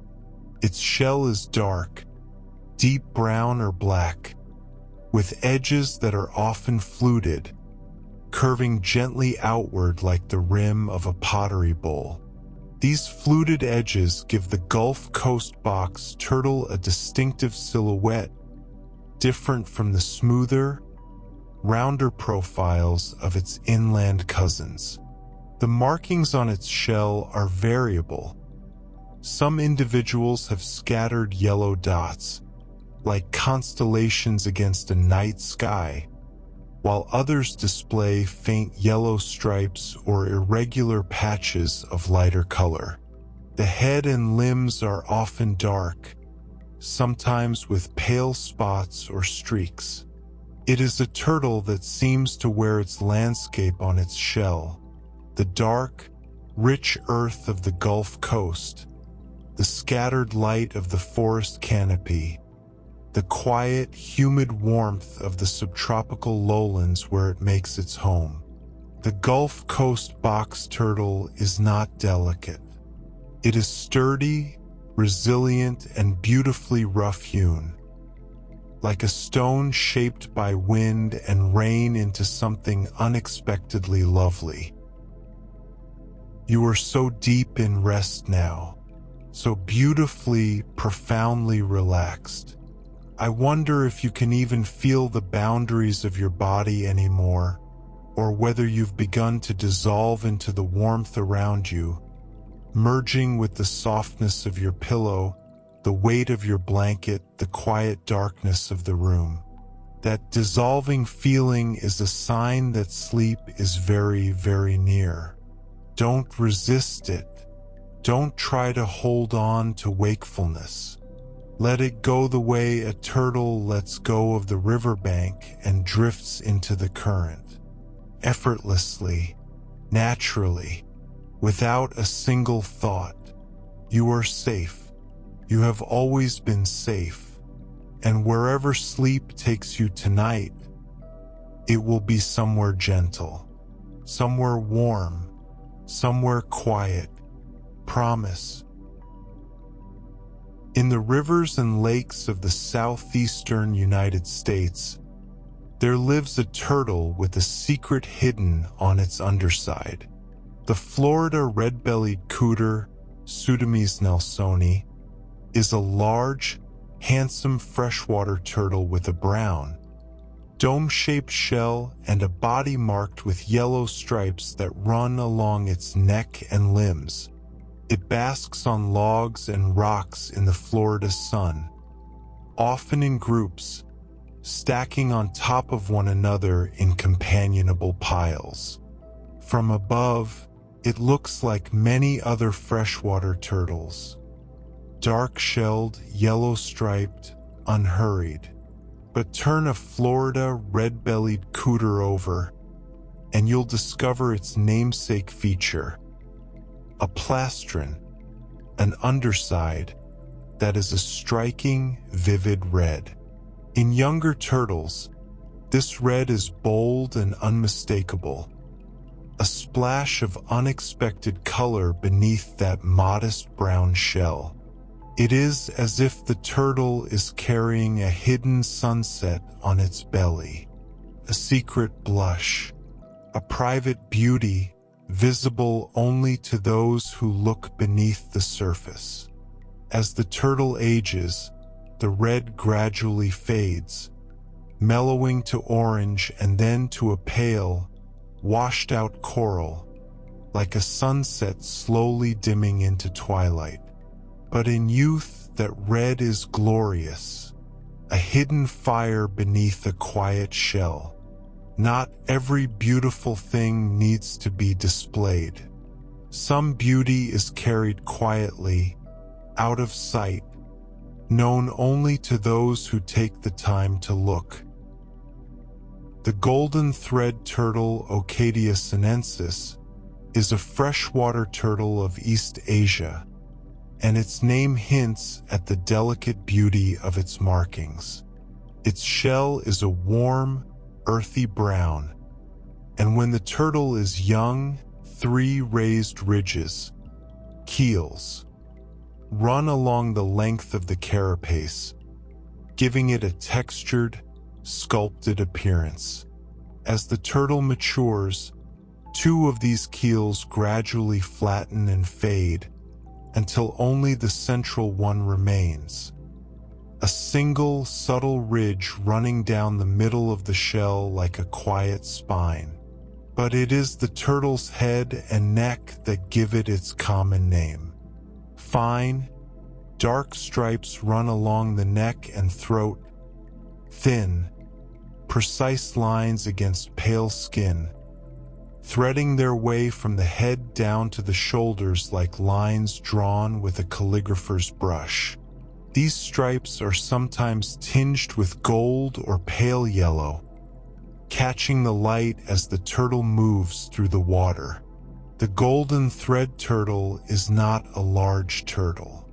It is not a rare turtle, but it is an elegant one, graceful in its simplicity, beautiful in its restraint. A creature that doesn't need bold colors or dramatic patterns to be lovely. Just thin, dark stripes on pale skin. Threads of gold on a background of quiet brown. Enough, more than enough.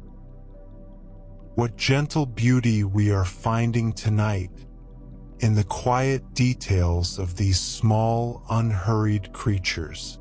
A hidden red plastron, threads of gold on a brown shell, fluted edges and sunburst patterns and veins of yellow running through dark bone. These are the small beauties of the world, the ones you have to slow down to see, the ones that reward patience and stillness and close, quiet attention. And right now, you are the most patient, the most still, the most quietly attentive person in the world. Even if you are barely awake, even if these words are reaching you through a veil of drowsiness, soft and distant and dreamlike, you are still here. And that is beautiful. You are beautiful. In all your quiet, resting, gentle humanness, you are beautiful. Deep in the forests of Vietnam, there lives a turtle that has perfected the art of disappearing. The black-breasted leaf turtle, Geoemeta spengleri, is a small, secretive creature whose entire body seems designed to mimic the fallen leaves of the forest floor. Its carapace is olive green to dark brown, with 3 prominent keels that give the shell an angular, irregular shape, less like a smooth dome and more like a crumpled leaf, edges serrated, surface rough and uneven. When this turtle tucks itself among the leaf litter of the forest floor, it becomes nearly invisible. Just another dead leaf among thousands. Another fragment of the forest, still and unremarkable. But look closely if you can find it and you'll notice something striking. The black-breasted leaf turtle has large, expressive eyes. Dark irises set against pale or cream-colored orbitals, giving it an almost startled, wide-eyed appearance that seems completely at odds with its otherwise cryptic design. Those eyes are alert, watchful, always scanning the forest floor for the small invertebrates that make up its diet. It is a turtle that hides in plain sight, disguised as debris, as decay, as nothing at all.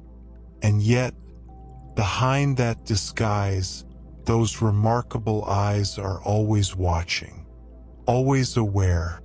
A leaf with a heartbeat, a stone that can see, one of the forest's most beautiful secrets. In the rivers of Alabama, a turtle carries a map on its back. The Alabama map turtle, Graptomys pulchra, is named for the intricate, map-like patterns that cover its shell and skin. Its carapace is dark olive green, and across its surface, fine yellow lines trace complex, winding contours, loops and whirls and meandering curves that look remarkably like the contour lines on a topographic map.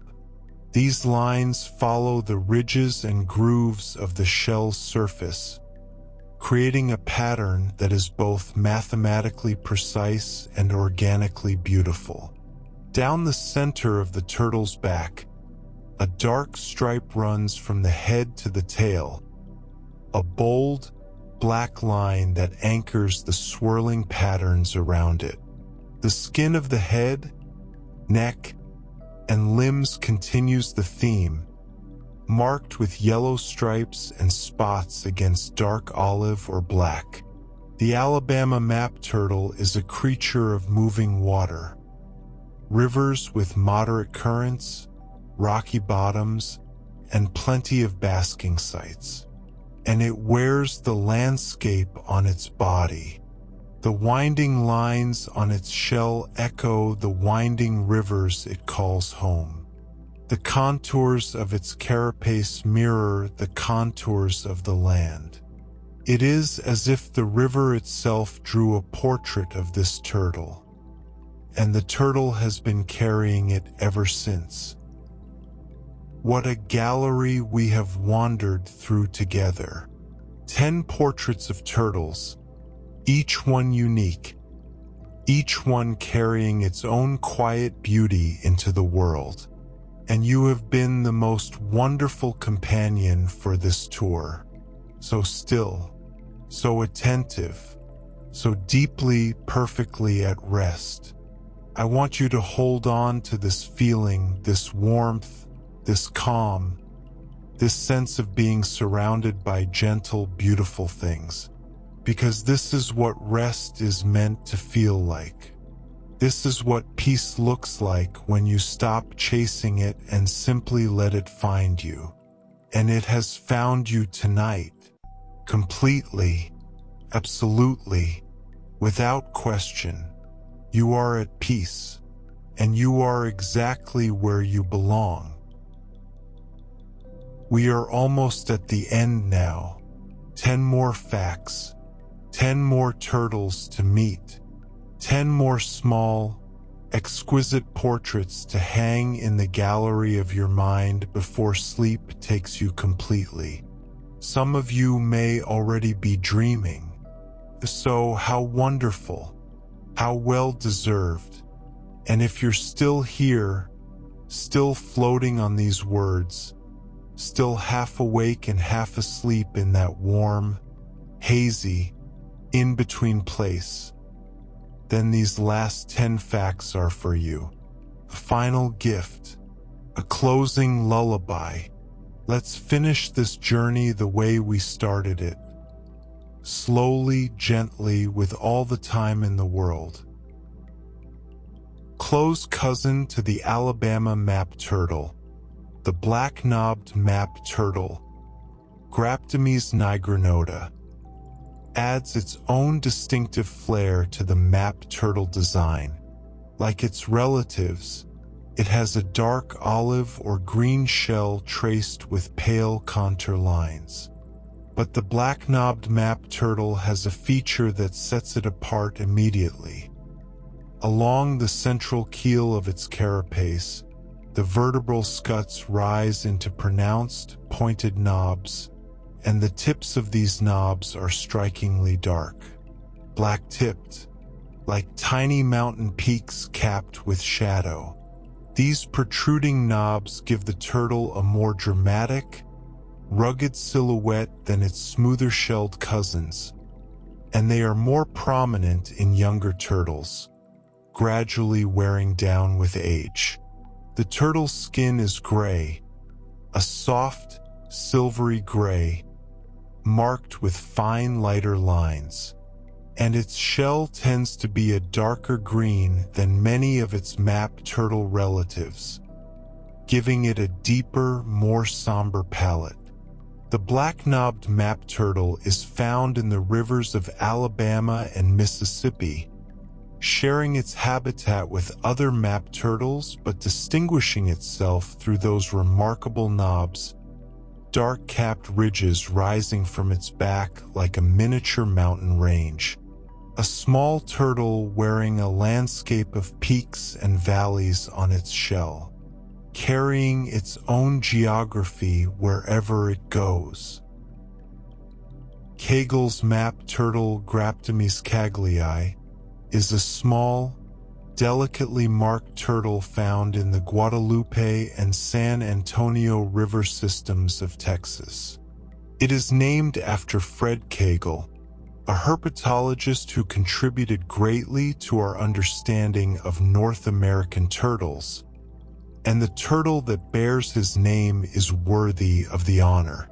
Its shell is dark, olive to nearly black, with edges that are finely serrated, each marginal scute ending in a small pointed tooth, giving the shell's rim a saw-like quality that is more felt than seen. But it is the head that commands attention. Kegel's map turtle has a pattern of cream-colored or pale yellow stripes on its head that are remarkably intricate, fine lines that curve and intersect and branch, tracing paths across the dark skin like roads on an ancient map.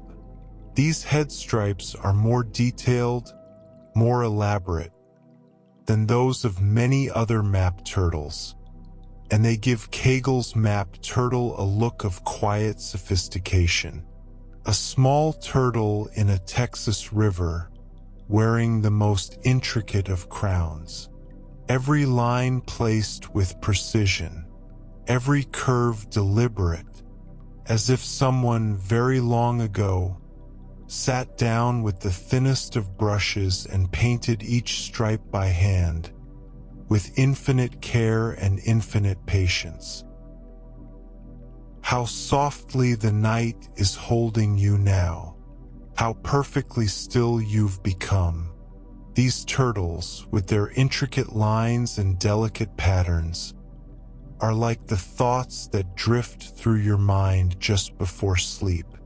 Faint, beautiful, not quite graspable, present for a moment, then gently gone.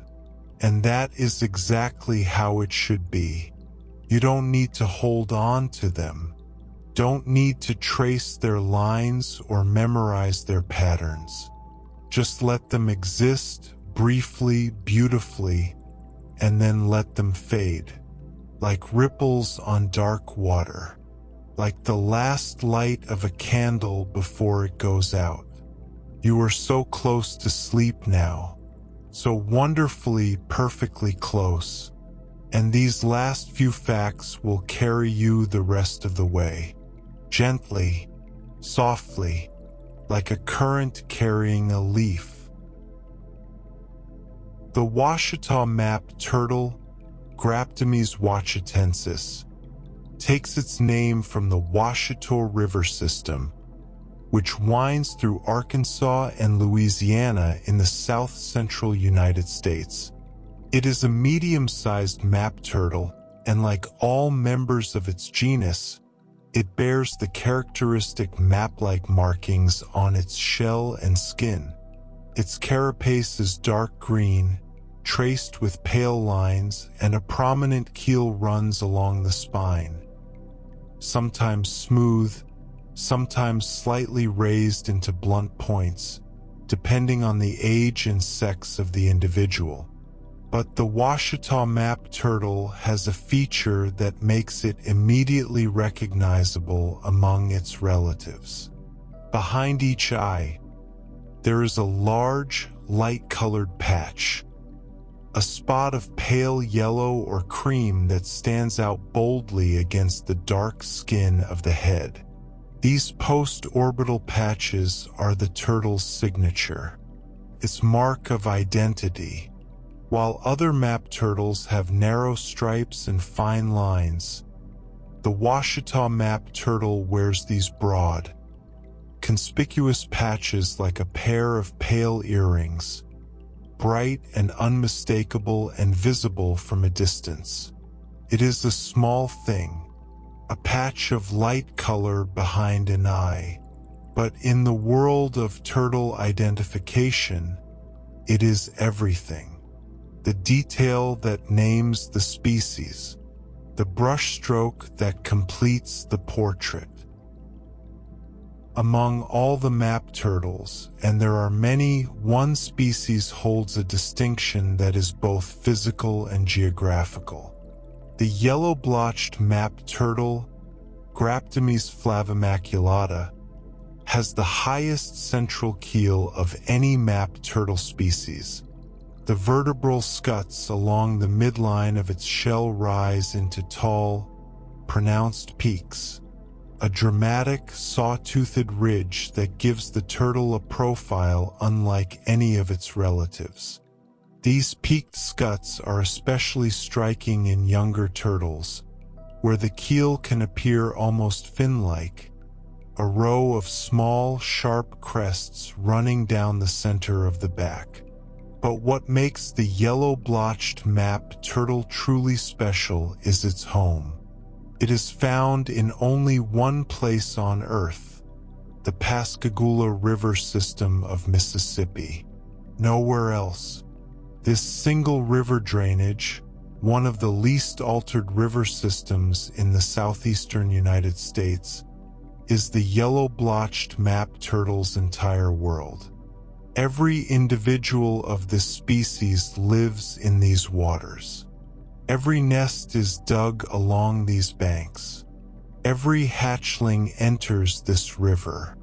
It is a reminder of how specific, how localized, how fragile a species' existence can be. An entire species contained within a single river. A whole world flowing between two banks. And if that river is harmed, polluted, dammed, altered beyond recognition, the yellow-blotched map turtle has nowhere else to go. Its fate and the river's fate are one and the same. What a precious thing, a creature bound to a single river, a life lived entirely within one flowing line of water. And what a precious thing your rest is right now. This single night, this single bed, this single, unrepeatable moment of peace. It will not come again in exactly this way. Tomorrow night will be different. The night after that, different still. But this moment, this exact, gentle, drifting moment, is yours alone. And it is perfect. You don't need to do anything to make it better. You don't need to add or subtract a single thing. Just be here. Just breathe. Just let the river of sleep carry you wherever it wants to go. You are held by the current, and the current is kind. The striped mud turtle, Canostrenon boreae, is a small, unassuming turtle found in the southeastern United States, particularly in Florida. It is one of those creatures that you might walk past 100 times without noticing. Quiet, modest, easily overlooked. But look closely, and you'll find a subtle, elegant beauty. Its shell is dark brown, oval and smooth, and running along its length are 3 light-colored stripes. Pale lines that trace the contours of the shell from front to back, like paths drawn through dark soil. These stripes are not bold. They are not bright. They are soft, muted, understated, visible only when you take the time to look, to kneel down beside a muddy pond and really see the small turtle resting at the edge. The head and face continue the theme.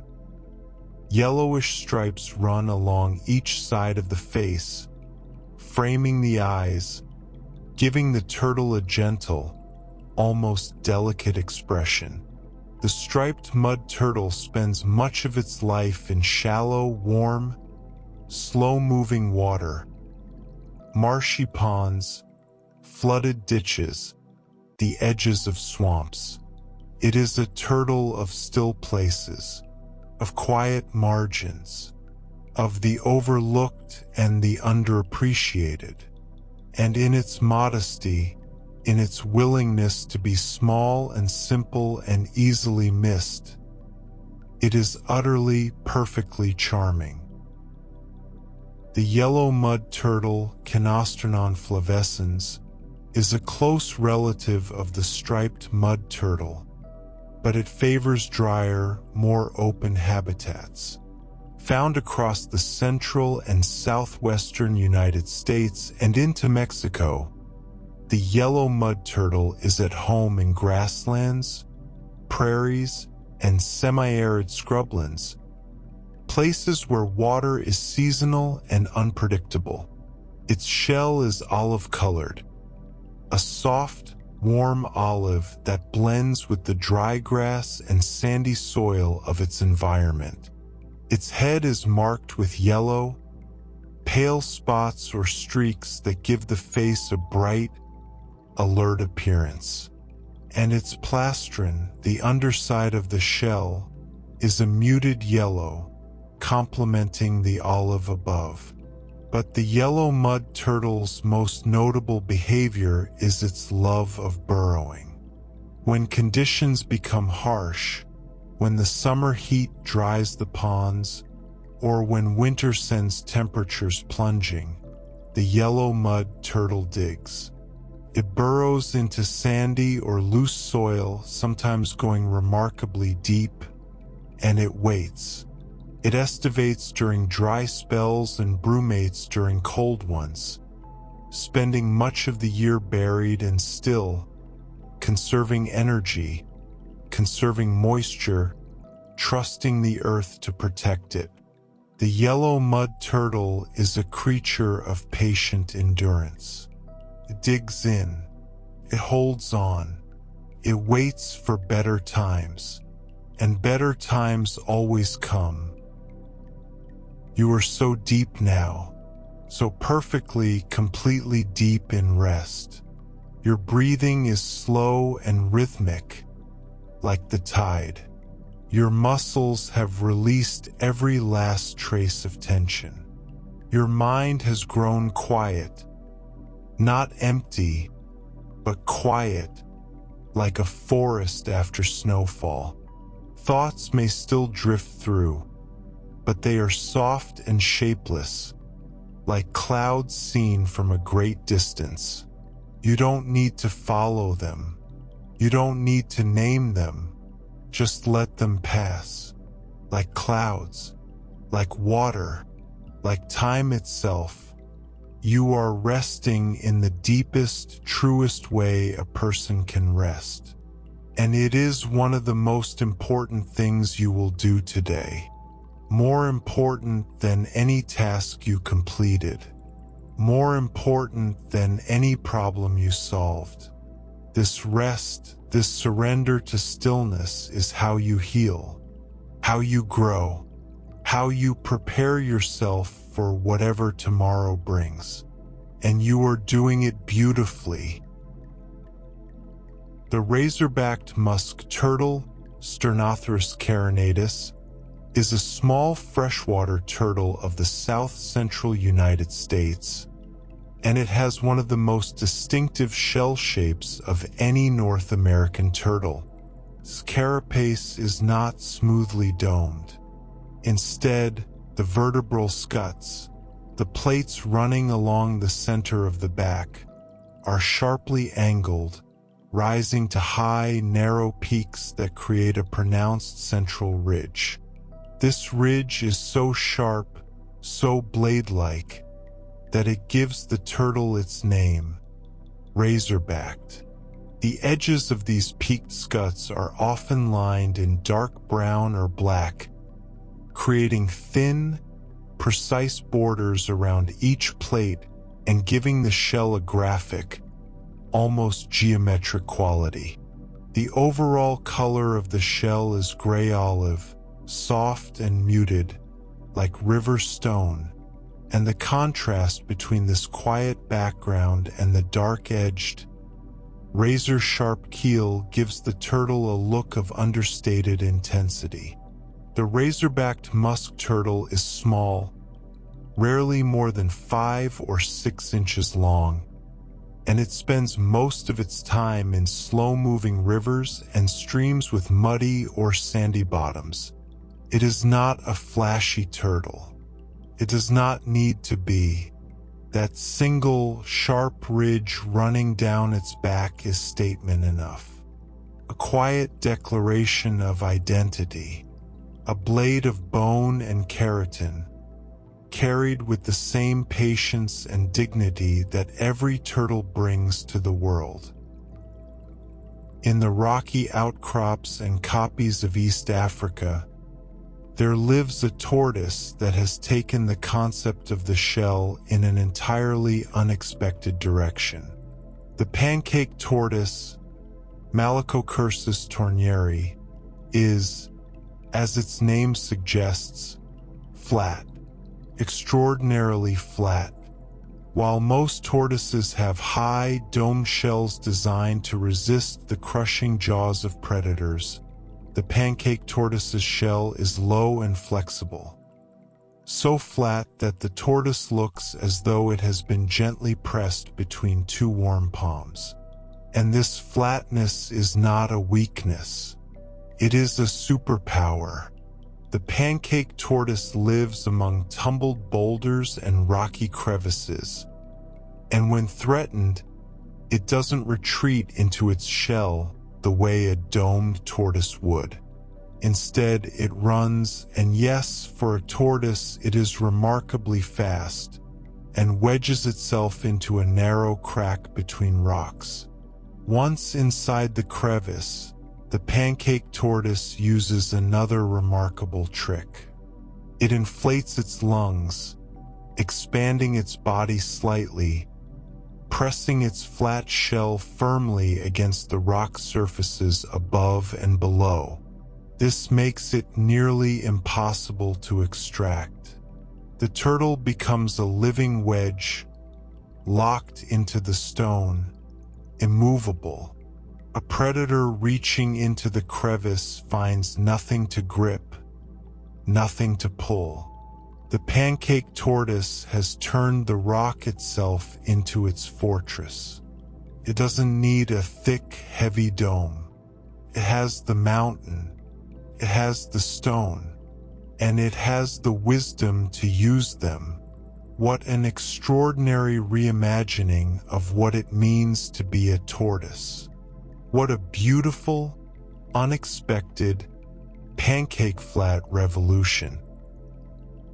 What a wonderful creature to carry into your dreams.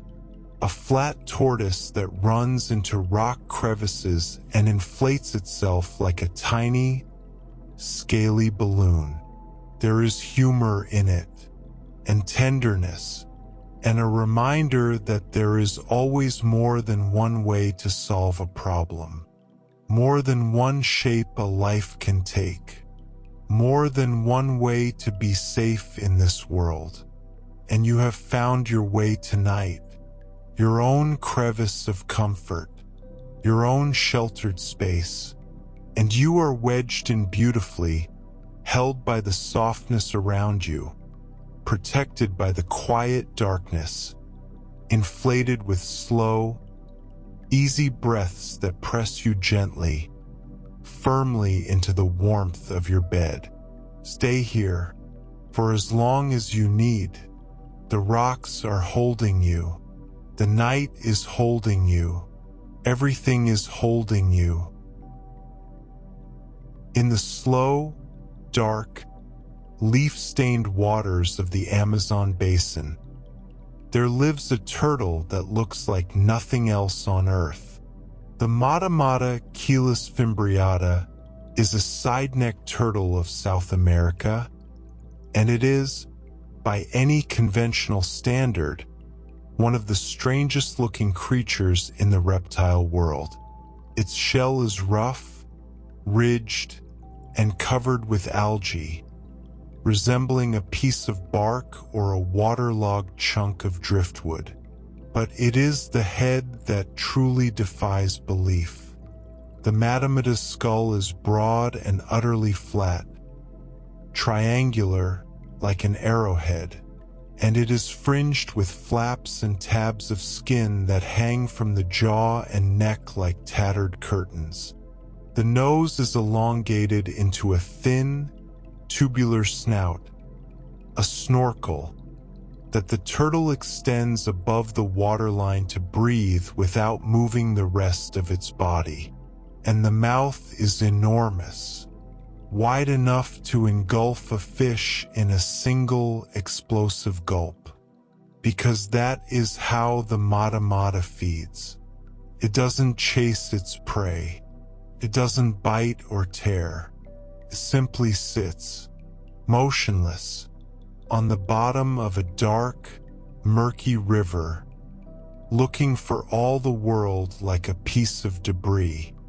And when an unsuspecting fish swims close enough, drawn, perhaps, by the wiggling skin flaps that may mimic worms or small invertebrates, the mata mata opens its cavernous mouth and expands its throat in a fraction of a second, creating a powerful vacuum that sucks the fish in whole. Gape and suck feeding, scientists call it. A mouth that becomes a vortex. A turtle that becomes a trap. The mata mata is a masterpiece of evolutionary deception. A creature that has turned patience and stillness into a hunting strategy of extraordinary effectiveness. It does not need to be fast. It does not need to be strong. It only needs to wait. And in the dark, warm waters of the Amazon, it waits. Our final fact brings us back to the sea, back to the rarest of all sea turtles, the Kemp's Ridley Lepidocles kempii. That small, determined, heartbreakingly vulnerable turtle of the Gulf of Mexico and the Atlantic. We met the Kemp's Ridley earlier in our journey, and we learned about its precarious conservation status. But there is one more thing to know about this turtle. One more image to carry with you into sleep. The Kemp's Ridley nests in a way that is almost unique among sea turtles. It comes ashore not alone, not in scattered, solitary visits over many nights, but in great, synchronized waves.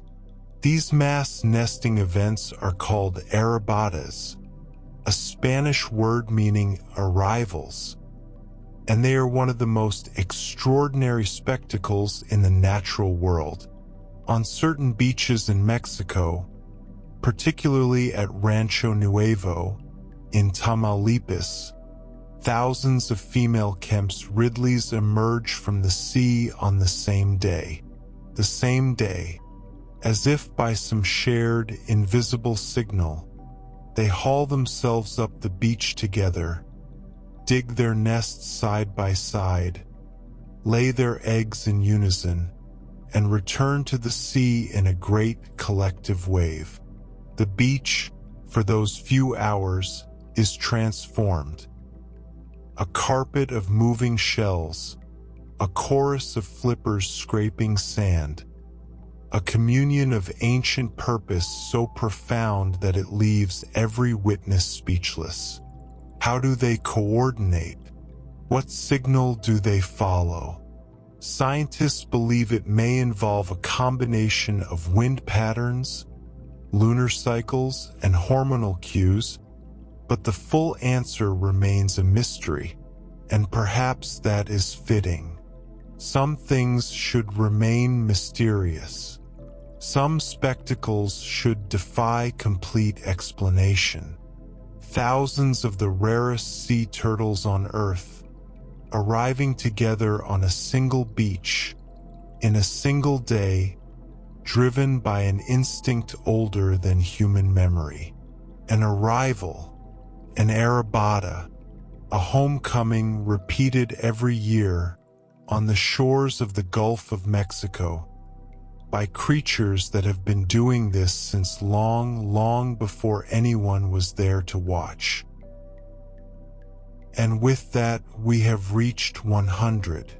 100 facts about turtles.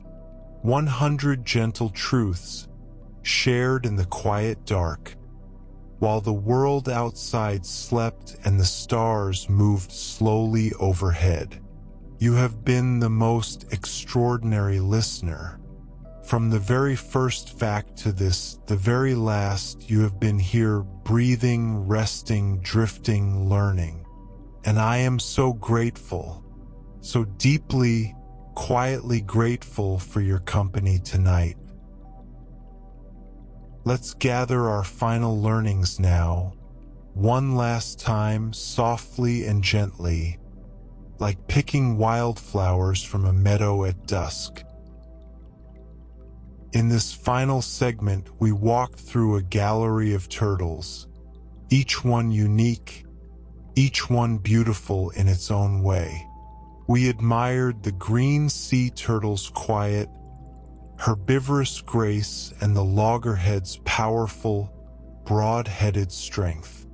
We traveled to the forests of Asia, where box turtles were domed shells of reddish-brown traced with golden stripes, and to the woodlands of eastern North America, where eastern box turtles carry sunburst patterns and can regenerate damaged shells. We met the Gulf Coast box turtle with its fluted edges and scattered yellow dots, and the Florida red-bellied cooter with its hidden red plastron, a secret sunset carried on its belly. We admired the golden thread turtle's calligraphic neck stripes, and the black-breasted leaf turtle's perfect disguise among the fallen leaves of Vietnamese forests. We traced the map-like contour lines on the shells of Alabama map turtles, black-knobbed map turtles, Kegel's map turtles, Washita map turtles, and yellow-blotched map turtles, each one wearing the geography of its home river on its back. We met the modest striped mud turtle and the burrowing yellow mud turtle, creatures of patience and quiet endurance. We marveled at the razor-backed musk turtle's blade-like keel, and at the pancake tortoise, that flat, fast, crevice-dwelling revolutionary who turned the very concept of a tortoise shell on its head. We descended into the dark waters of the Amazon with the mata mata, that extraordinary ambush predator disguised as debris, with its vacuum-powered mouth and its infinite patience. And we ended where all turtle stories should end, at the water's edge. On a beach in Mexico, where thousands of Kemp's Ridley sea turtles arrived together in a great, synchronized wave, driven by instincts older than memory, laying their eggs side by side in the warm sand before returning, together, to the sea. And so our journey is complete. 100 facts about turtles. Creatures that have been on this earth for over 250 million years. Creatures that carry their homes on their backs, that move through the world with patience and dignity, that have survived every catastrophe this planet has thrown at them, and continue still to swim and walk and bask and burrow and nest and endure. You have traveled with them tonight, through deep time and across the globe, through fossil beds and ocean currents, family trees and river systems, forest floors and moonlit beaches. You have held their stories in your mind, gently, the way you might hold a sleeping bird in cupped hands. And now it is time to let go, to set the stories down, to close the gallery and turn off the lights and let the darkness be complete. Sleep is here. It has been patient as a turtle, waiting for you to be ready. And you are ready now. You have done everything you needed to do today. You have been everything you needed to be.